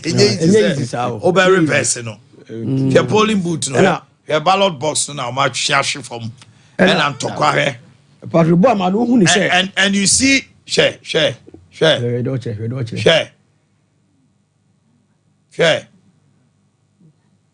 Almost almost far ballot paper no. Ballot box no be almost far. And polling station party agent be akosha oba bi she inside or protected ballot no. And I'm person to be person of far ballot no ko. Oh, we say videos in your emoji na no no. So over the other bad about so who no. So all these things, you know, yeah, me da ebisa me ho say. One kasa no, e dey pa na wo je free mu. E dey na wo je free mu. Ah, ye to aba ye kira. Candidate na wo koku. Wo koku ama me no. Ono ne ma wa dem o. Ono no what you want no across the legs. Ah, what twen niema. Aha, ya fro ya no maba. Ghana. Areho. When you may be say yem perceive. I know Peda meet Professor Diajimai. Era waka say gradually Ghana ye kwe ni mu de na mu ya na skirmishes no ebi wo.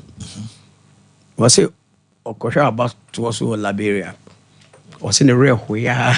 Nigga eduane kwa no be so obedidi. Was what Ghana will say obi wiabem.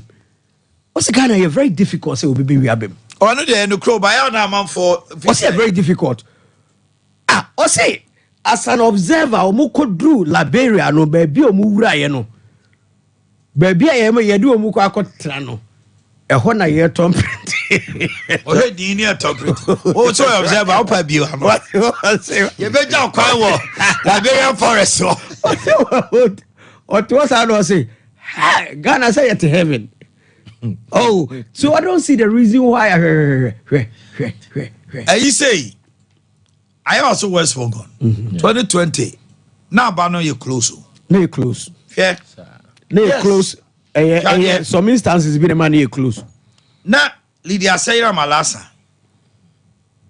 When you are 39,851.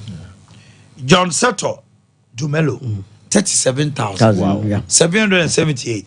It was 51.16, 48.50. Yeah. And nothing I'm a brand here on the near brain this time. Fee say, obey me. The near brain, no, this time, no, Legon school. 2020, now Legon school. No money school. So, and when it is a leader, and Legon on Kwa, UPSA. Other schools around and some one schools in Wisconsin, no schools. Yeah. And mostly students no favor MPP. Yeah. It is a leader. The last time I know Casano, or more year special voting. No, the hopes in or dread hopes in our. My uncle man so many honorable Yabo man to Chinkomo. Okay, Central. Honorable, good morning. Morning. Pastor, what to say?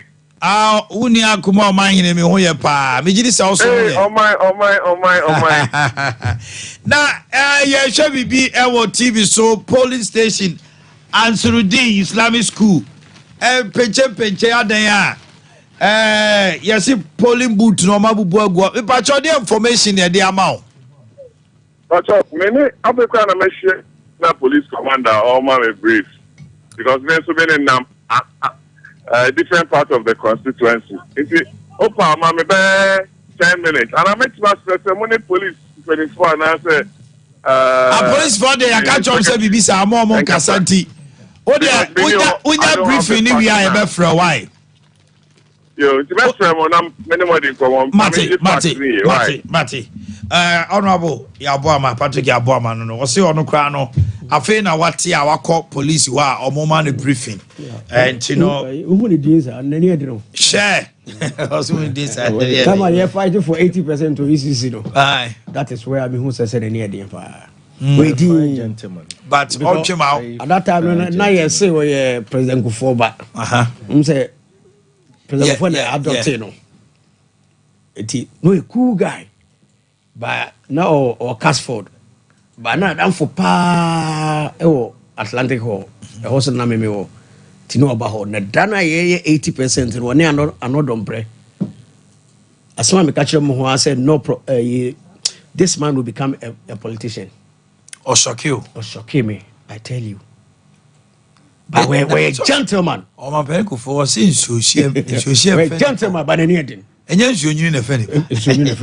Yeah, I know him. Okay, it's almost getting to 11:30, almost half 11.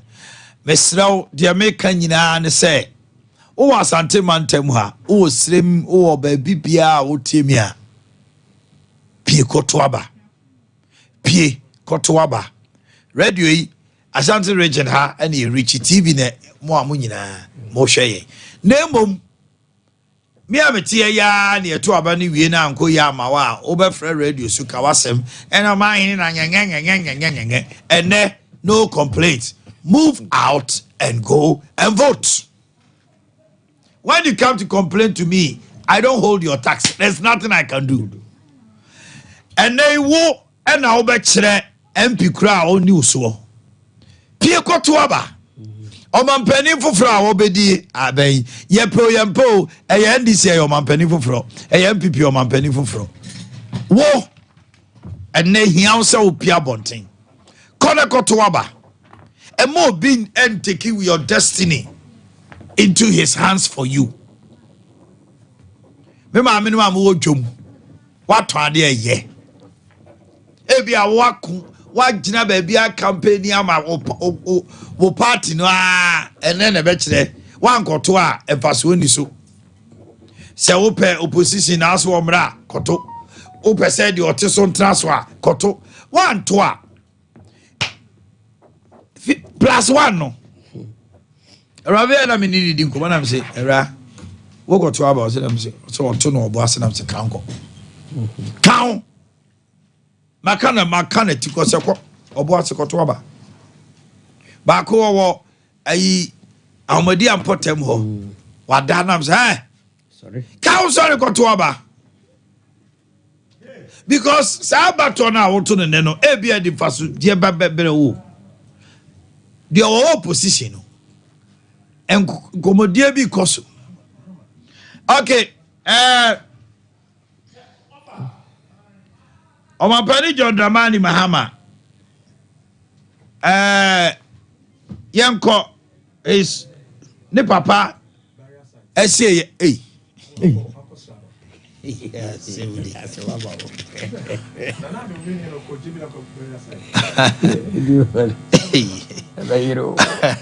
Omampani Mahama ko ne papa emusie.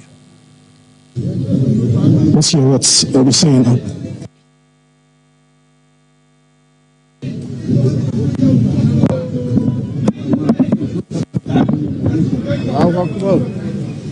Ano moro batanto nim kiba tabaya azo kabina enayile ne so gana kubukura nyal bola mun karabo bisu ni bi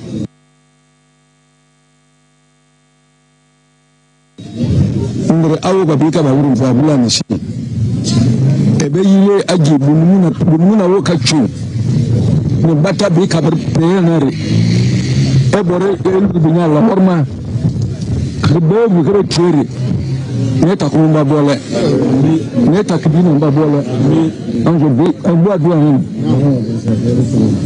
tider mala ayun ni ke na por ma pena. So I don't know if I'm for Bonnie Bambo and see if the man is going to explain to us what is happening. What about when we reach where he's done and I can explain? Shall I explain everything? Okay, but wait now. Gonna be waiting in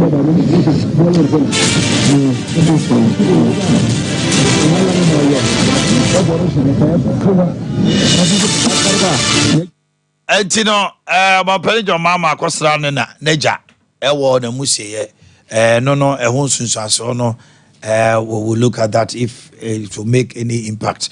Okay, let's get us back in the studio now.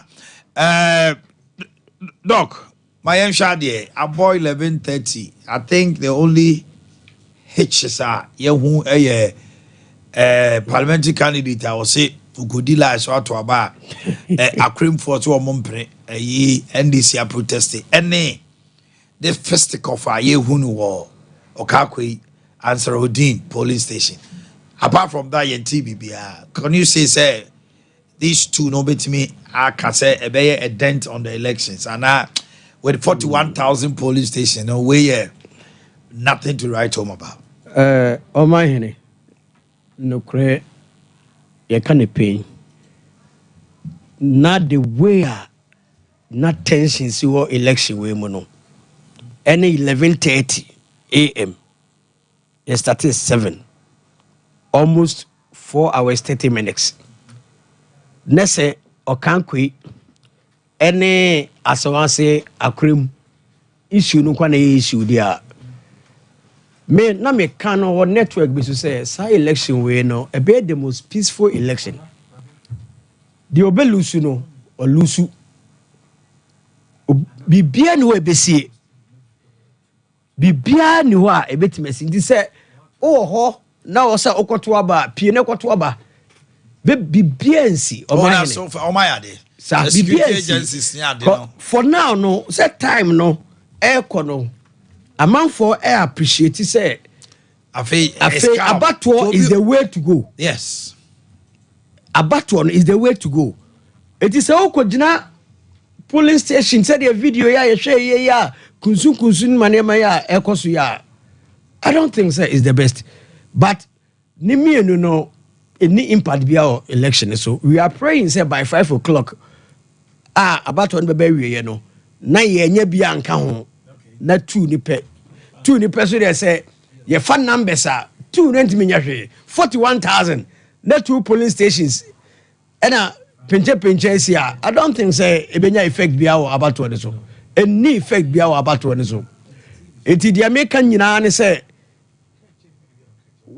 wa o se okoto aba bia no pie ne koto aba na sa tension no ana manfo e create unnecessary tension no enya adwuma na ade akra ma se hunu se dodo no ana ekoto ado okọ okoto no okogina ho a ena obenya amane oto a kofie ne bobo nya wadwuma o da se emo obi nka nkyira wo se kokogina ho no ne ha wani fe we go ha wani nya hwe o da se o pa adwuma masa ni pakoro eti nkogina ho nko ha wani o mo a wo mo sika no a onko akogina ho no mo nkogina ho eba se ye kan ne ye kan untimi nya ho hwe eti obi ankogina police station enko fat tensibi se de esi wo okanko central na watu abawie na ugina wa akonya ya ne atwi e do apantan sa de na be wapra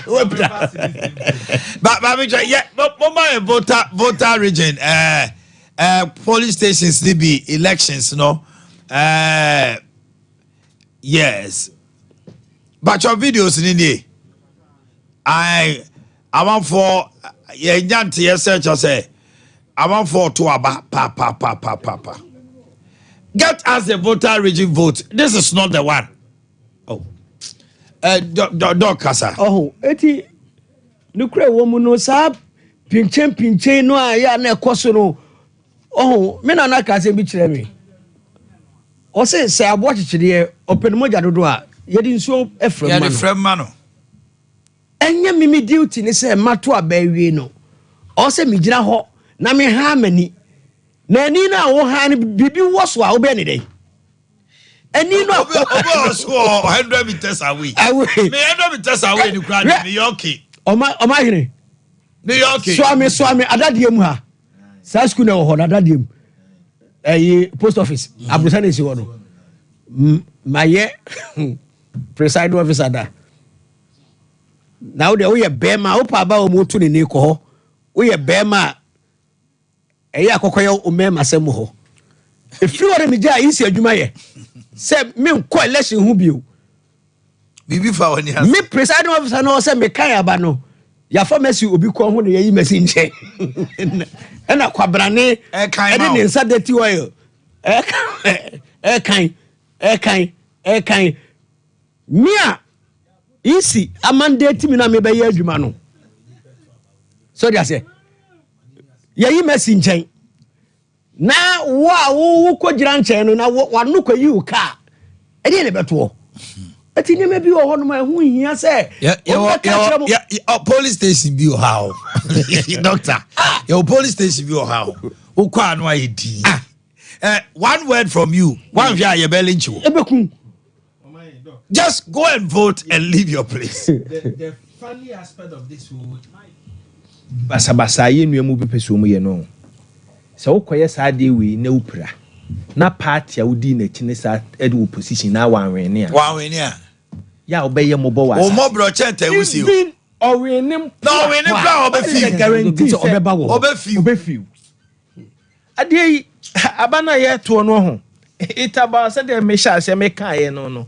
The wodu wa build ewo mu ana kire the always ni aba no emfaso abenya afire ne so na medi ka na no pa no wa utu ewunye steam bender ye pemesin fo a wonka ho ye pefita fo a wonka ho ye petela fo anka ho ye teacher fo nurse ebi a wonka ho na wote honom se wodi wabati ebekwa akwayi we ya at the end of the day ye se wode ye kan se kokromotie kwa yi a the sutro ana ejawo ye shade aba na ye wa Ashanti region na ye kan ye constituencies be a bit me a swing ni odu bi ase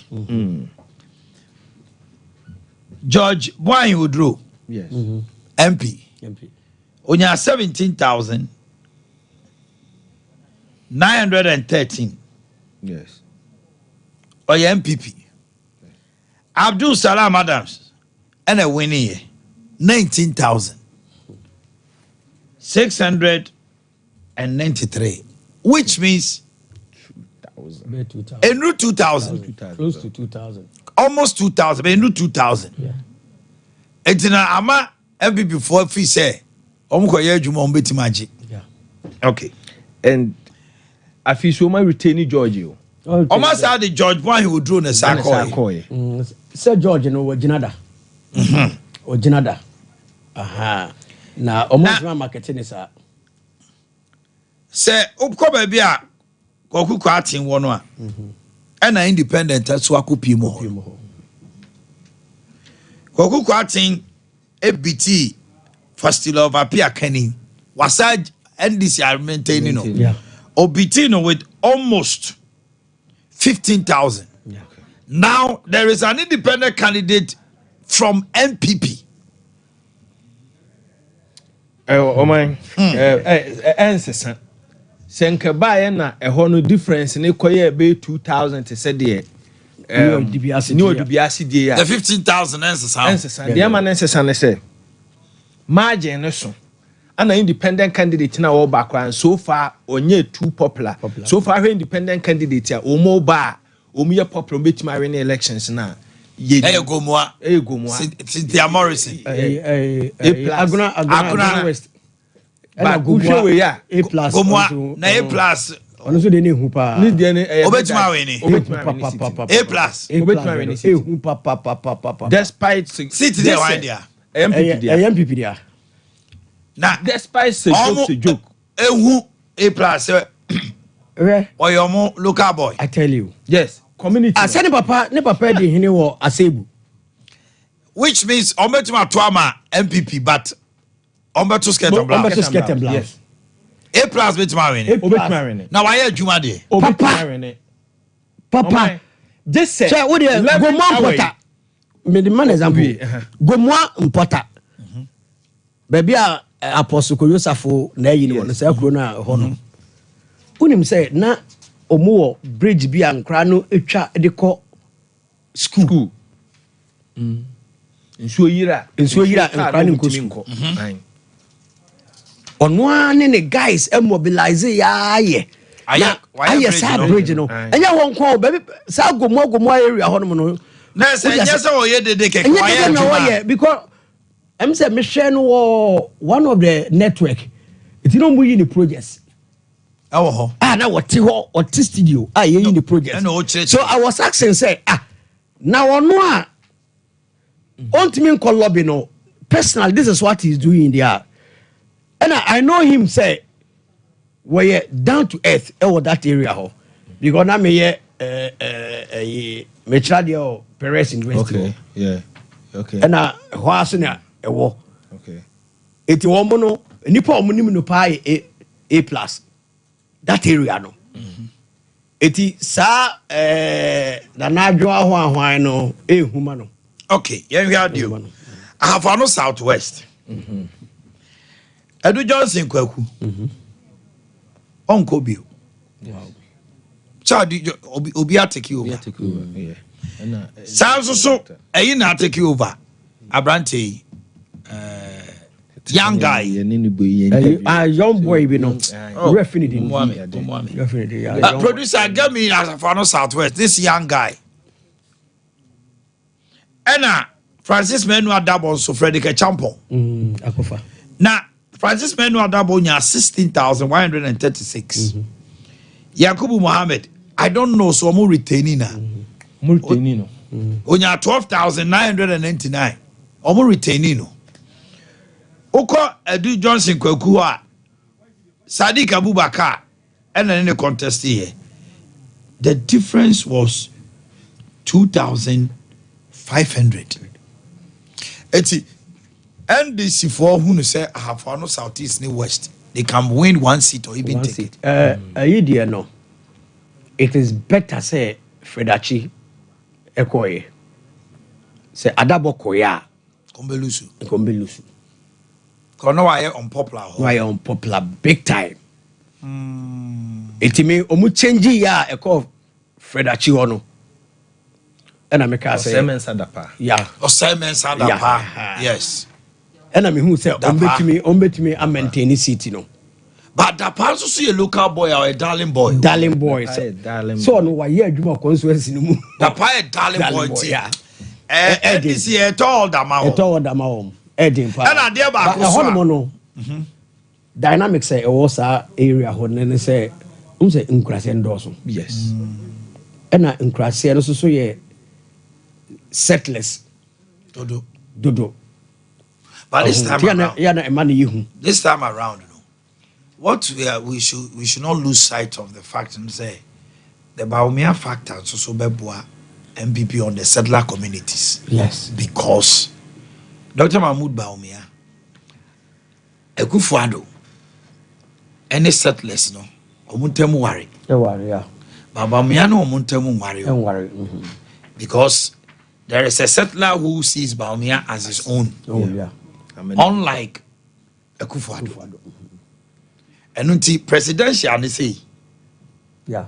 The dynamics of the votes, ever have one, any have one south, a better. That one there, a fact. Because someone to skirt and blouse there. Yeah. The Otuama Baumiano. Obesa Tuama. Frederick Champion, I say, the Otuama John Mama. Obetuama na yiti settler communities no so election dynamics no ehu. Yeah, Fred Achidie no.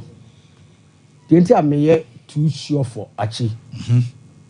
And they say within that time period Achiba seen him no.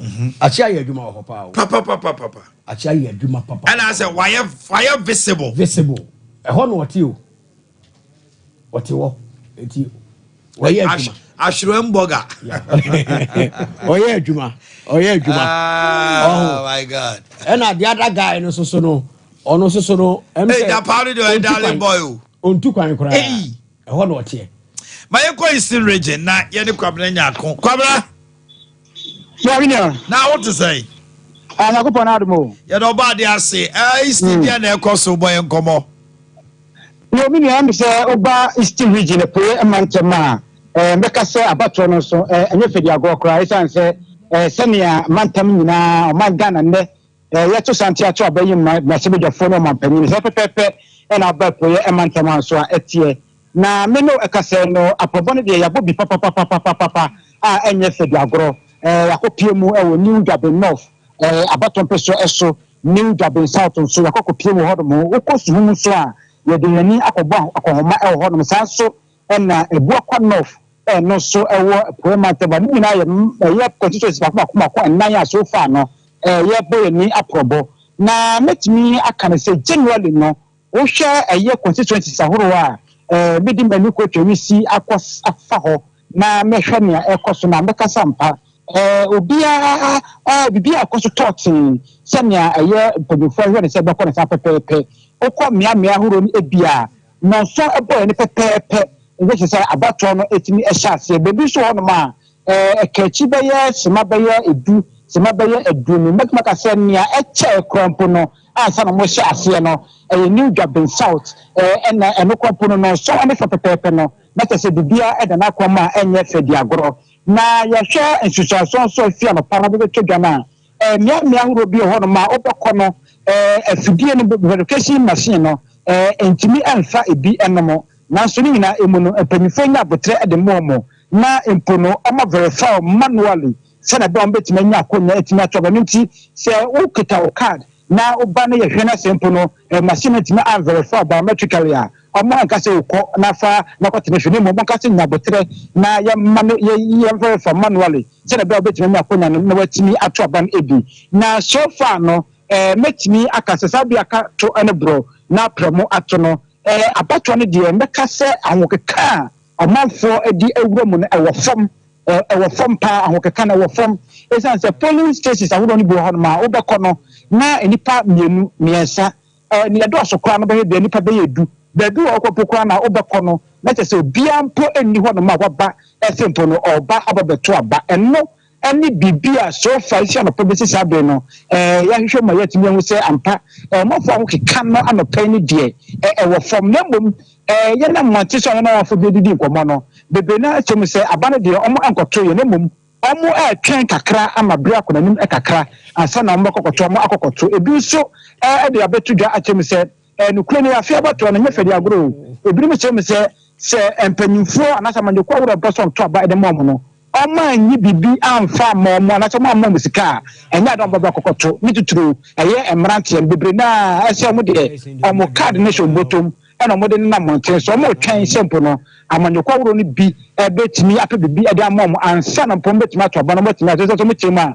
omo toba to a omo di nkunima eno ano no omo ho mo bi omo to mo ka bio eni ti abe na so no pom kokomote pawa number ya na so be display de form sem so far so good metimi akase ampa obepoye amantema bibia ekoso fine ya hwe anim se ammo nonim ne de na chese bibia na nyakonya etimi ato aba no se be ya abato ne kan betimi akoso ne yehu ne betimi di nkuni mana se poro bedi ncho abato ne mutime makasa bibia da so first ya best security wise so ade ba komeka kada kan ne se baba bomu sensema meka se igane na so abrane bedu abeko bia no sampa bamba fo hono mo anye police na fire service for anye fire service na immigration just for nyina do mo agima omo nyina no omo boa bom pempen se be ya baba mo sense betime da na so abrane patrolling so ko apro ene on na mountain so akakra bi fo se patrolling han na mo betwem ka patrolling han na omo betwem ni nyina no de pepe se ampa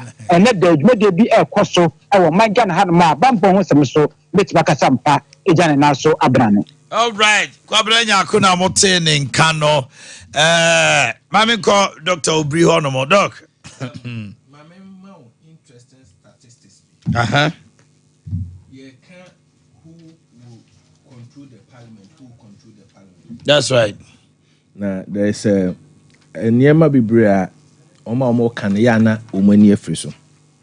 Doc, in the year 2012 na NDC and control Ghana's parliament. That's right.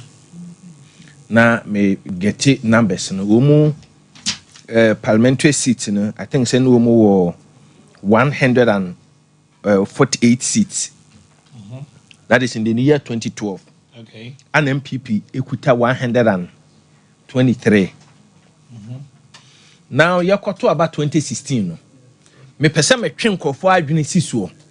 So that omo kasa bebre se MPP lusu 2020 MPs parliamentary seat ni the NDC na sense bebre no me prove say seat ni bebre ho no ma na nye omo dia enti se wo pese wunya overwhelming majority wo sa current parliament ya ebeba so ya who adwuma yɛ den ɛyɛ two person who you have to go into the historical context so that you build the point. In the year 2016, 2012, NPP kuta 123 seats, and NDC kuta 148 seats. Mubarak there, he's MP for SMP. Kai. All right. So, yakwato 2016 abano.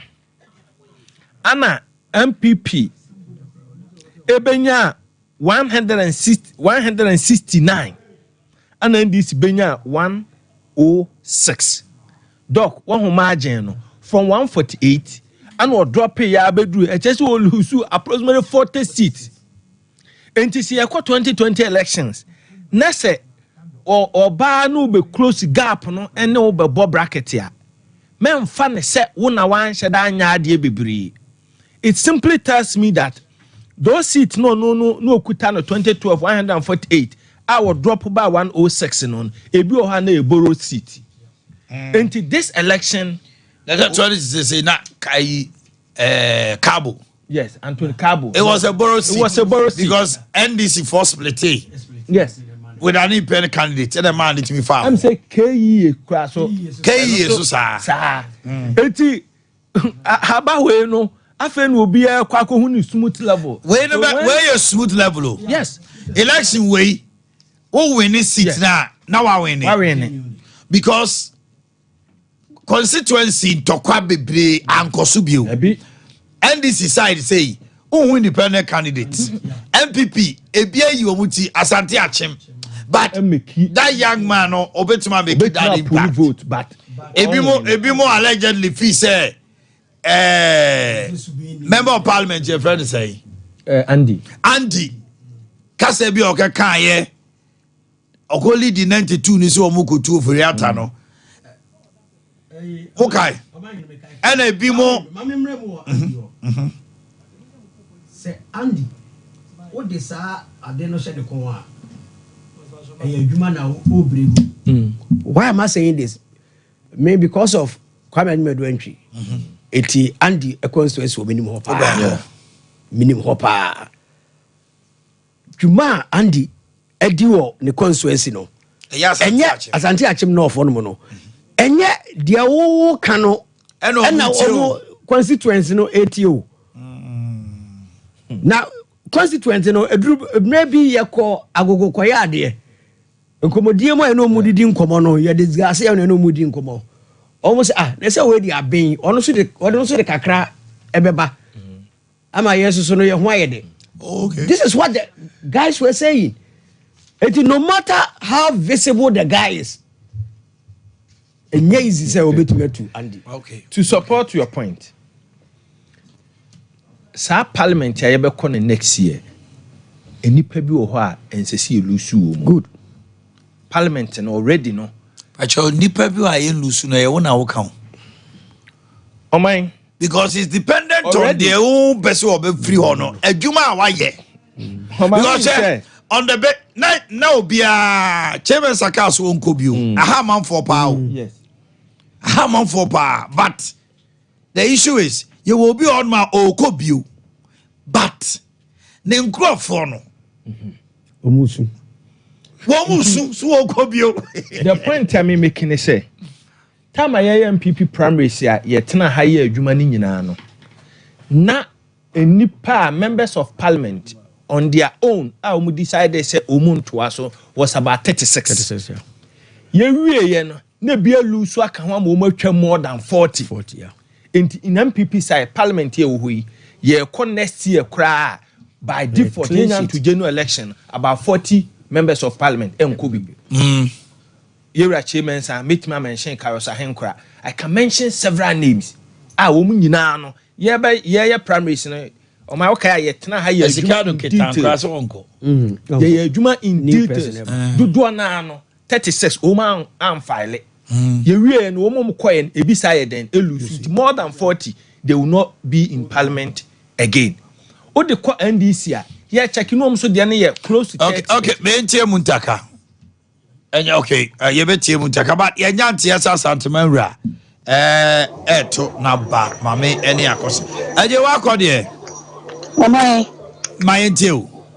Yo, my medasi na se de yedi nka kandada no menhia south about trumpet so na mejene menhia fikesi menhia palace 1 menhia palace 1 ya enipa dodo a ewo so moto abaya 370 no eho na yewura utufo se tutu ya otoso menu wote kawe ne boy ngoma so asante mewura eho otuna ba na se meka sei nana atutu ntoma tiatia ne cha na ho kemi nchocho mucho di Julia o say tutu abo amanya wonom eba beto won maba fefefe na se ne wo man amamre ni amane etia na sempo o man ga na obi awo kwan se oto na ba no asante na wade no edanso ese ne Ghana fo nyina de sanse bra ye won sesie ya ye wa wa beto na ba o hwe dom awodo edi na chi na nanom ahemfo enfanyefo kudamwa ye wade no o mo de ntoma akata akire nyina se ne be ya nipa bibre bia ehuru ba bi kopoti a woto na ba ede akọ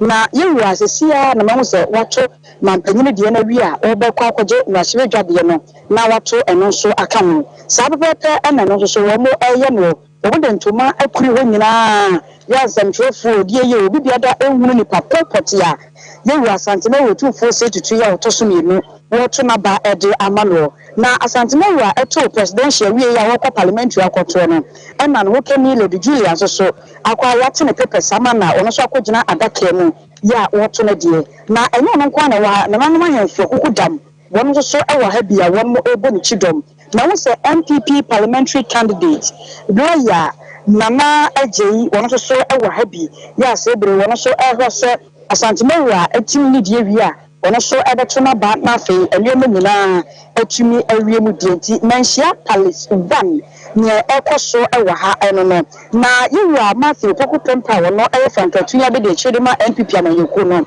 wono de wode nka twene de na da apejafie eho na okotintim ne de a se brem ye hwe sene enwoma ebesbia kontoman ena de nipa no a ewo menhia fikasiem menhia palace 1 ya wono e chance ye wade twena bali nyina awie no enya senteto na udumade a na efe na nika ebra yiwa na ofri eya ahifie ni inside ho na wo ba no edom na epu na wono mo ebeje no so yewura ahini efe o papa wo dan so nyankwada na ade no na enya semteto akora se be be kase no afa na wato na ba wi a yede chimie esimi so a yewura esan so eko na wakwa akoje na ho mekora ewo efienti na se wote ya ne akoso no se be kase de Dr. Matthew Poku Pempe wa be piem wo hanu a wone nsɛmfofo no edi enkomo na no Libya boga na na obo ama ewa ha na enye no nko aso so senior journalist and senior reporter Kwame Rodu ono so aba be piem ewa ha no a wonu nyina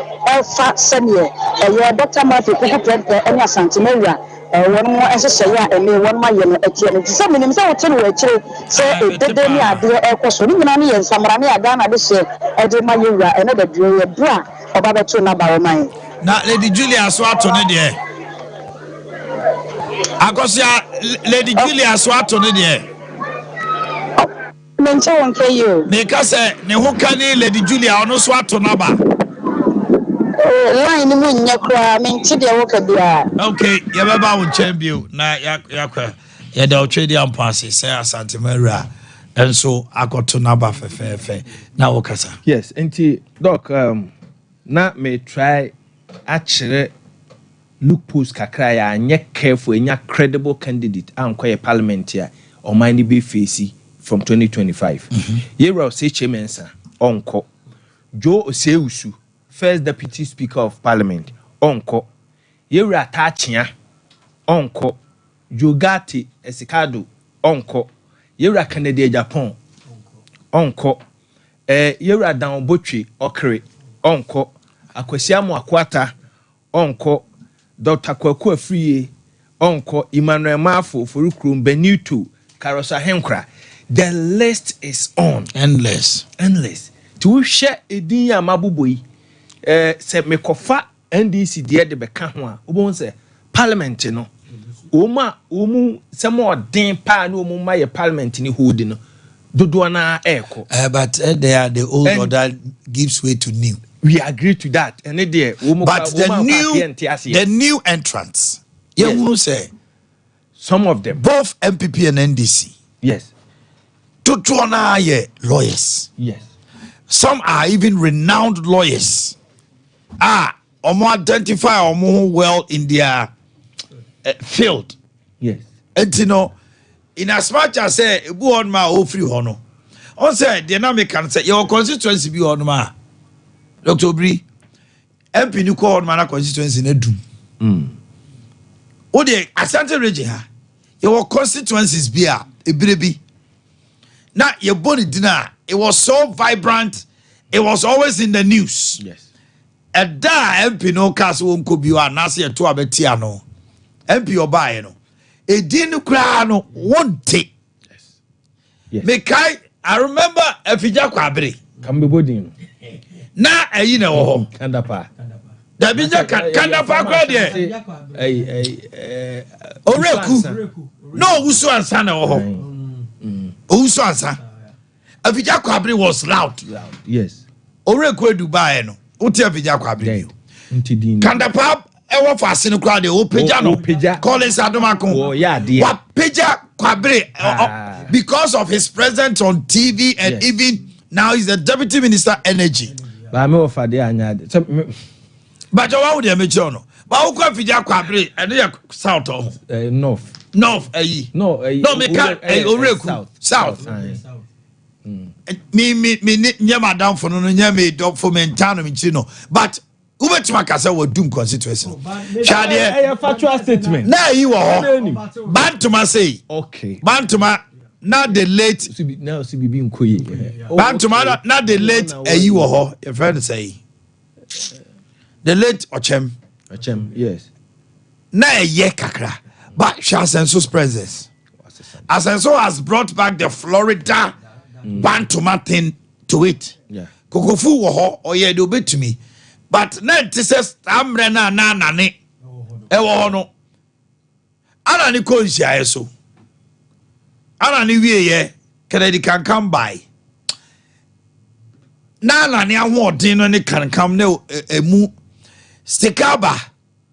Can we say ana ni de no ne stika. Now deputy minister finance but sa ahoden no pa no. She Subi Gra for instance. Na ye SK Buafo. And Shasi Kosa ahoden very strong. And you be so mo. Eugene. Na Subi ahoden to say. Na Subi need to say. They obey like Obri Eboa. Yeah. Or Juma ye. So be Peja Subin Dimbio. Over Chrome. Dr. Mafo. Obe Dumo for Chrome. Because people smarter. A deal jam of very Chrome. No. Dr. Mafo to me and Pejana sa. As you come on my part, I'm maintaining the status quo. Captain Crunchy. Yes. And I almost to about na hifie. Ventia and I'm more share or no. You're Captain Crunchy no more of the Tomaba. Oh. But on me too. What do you remember? So on say we are saying say obi ankwa obi ntimi nye den emma ntimi gitum say eduru ba bia ye hia changes den e system no mu na de ma yewura and their peer could be asem no make say ye hia no parliament no ene say what the impasse a e koso parliament say ya where one person both house ni nyina no etie no because me follow my sister news portal when Justice Tuguba, former Supreme Court retired judge, kase won nim no in person, but the social media comment or trances won no ne appointing power called Andy Beko Supreme Court. It could be dangerous politically when Obia or no need the same political ideology. But you do stage here, we need maturity. We are very sure any of my course of parliament, you know. Say you're right, say chairman some and can see Macan several platforms. Oh, can see. Now, many NDC parliamentary MP. Yes. A very close friend of mine. Yes. Me mate, you know. Esnafo South. Yes. Eric Opoku. Yes. But in a way, those times got 2004 KNUST. Yes, university. Yeah, your school of I am so could DMP. I'm so far as I'm causing. Obanya you better be over frame honorable. 2004. Yeah, we are school no December more hours say call me honorable. I'm para winning. Olusu 2008 was Sabai. He told me categorically clear say Parliament is not about mempene. It's about consensus building and consultation. Yes. Now, on one crowding Crawford when you take Ato Forcing Agbuja, Abezimonum ne Adina, acquired to say the youthful exuberance. Ato Forcing is new, trying to please a party. Yes. Afenyo Make is new, trying to please party. Yes.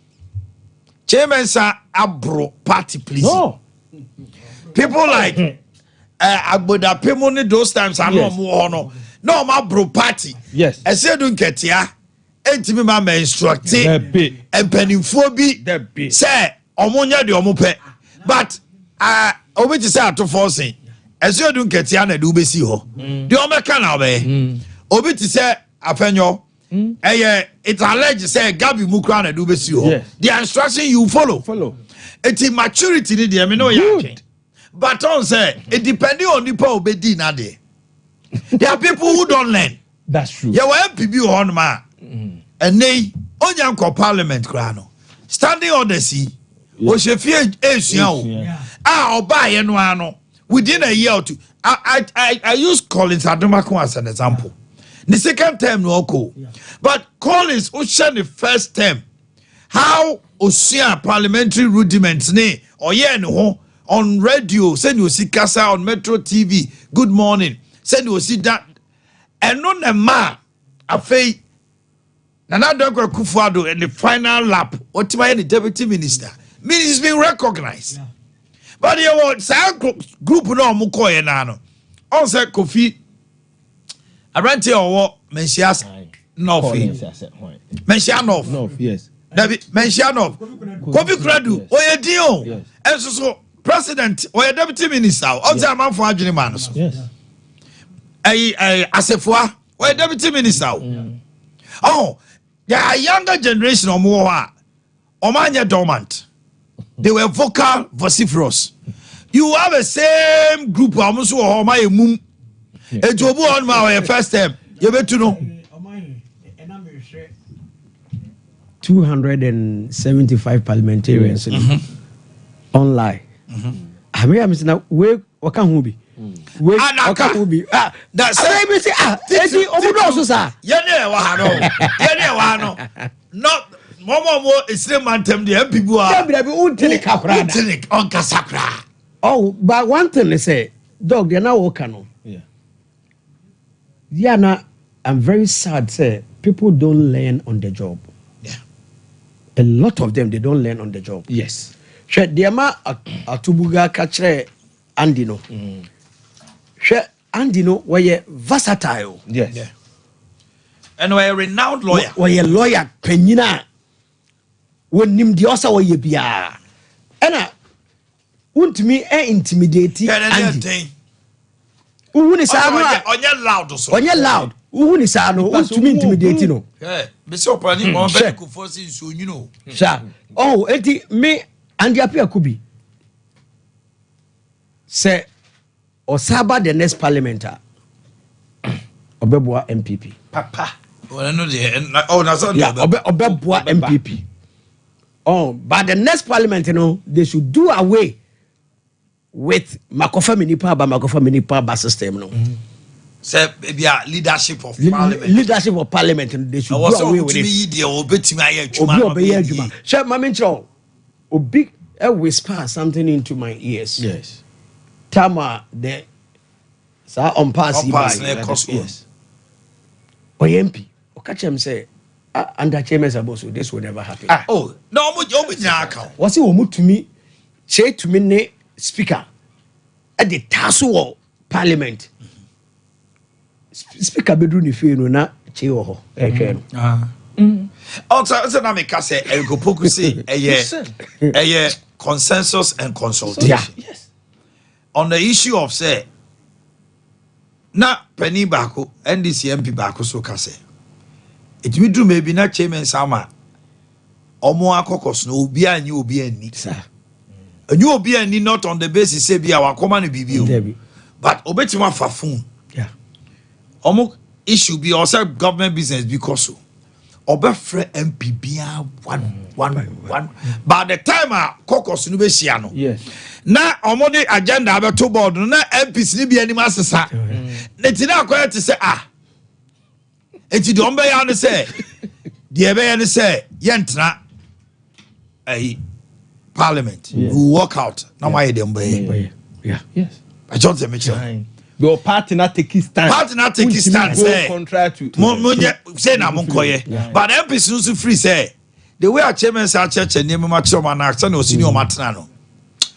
Omo twina no si for manye. Ti don be ya no say they would rather boycott. Yeah.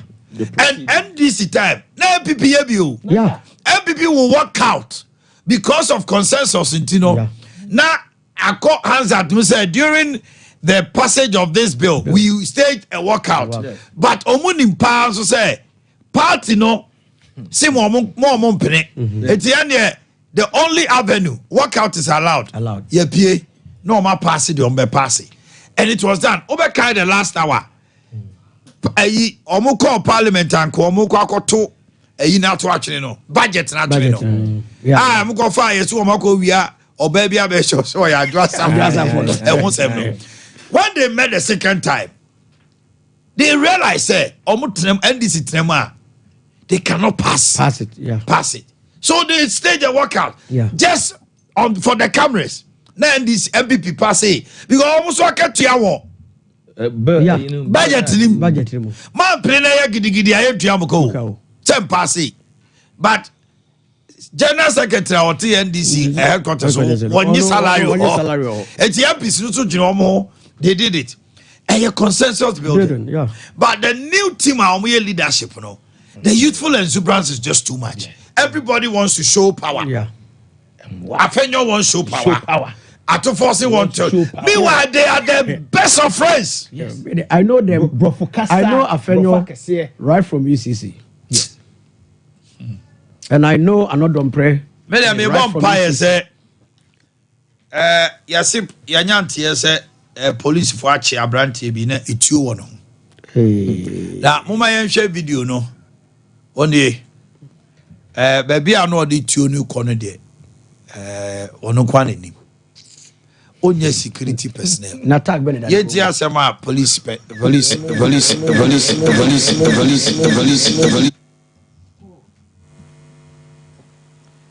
Can we have it?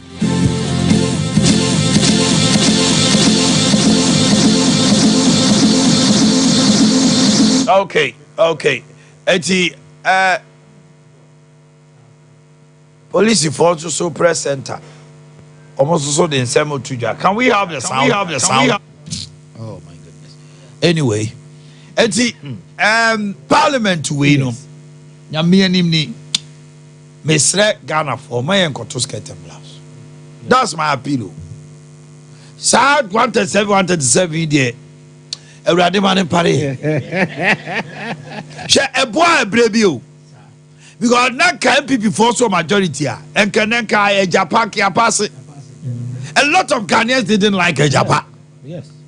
Some people nya 140 grand ka Japan come pass it. Yeah. Nyame no one pay a Japan. Yes. And okay because a Japan deal no. Now be even party for the crown no pay. But they will ship you in line by passing just to save the image of your party. It's 137 a boy. But the MPs not the year, the excesses need there. Lawyer, Dr. Mesre. A radical man in Paris. Yes, I can't hear me. Kobana Sadia. Oh, no Mubaya Ding. Yeah. Said the Macano 2012. A 123 as against 148. 2016 a dane ebe 169 as against 1044 and at 2020 eba And the MPP lost 32 seats in an election. Yeah. There be borrowed seats. It cannot be borrowed. No. Borrowed, doctor. Because as you were even talking about Wenchi, crucial. Okay. And no, Metina Hana, the last few hours, me person me train yadwene ACB this one. The entire me mention figure 1, 2, 3, 1, 4, 8. Me mention. I want to communicate. Okay. 2012. Now MPP kuta 123. And NDC kuta 148. 2016. And MPP benya 169. NDC nya 104.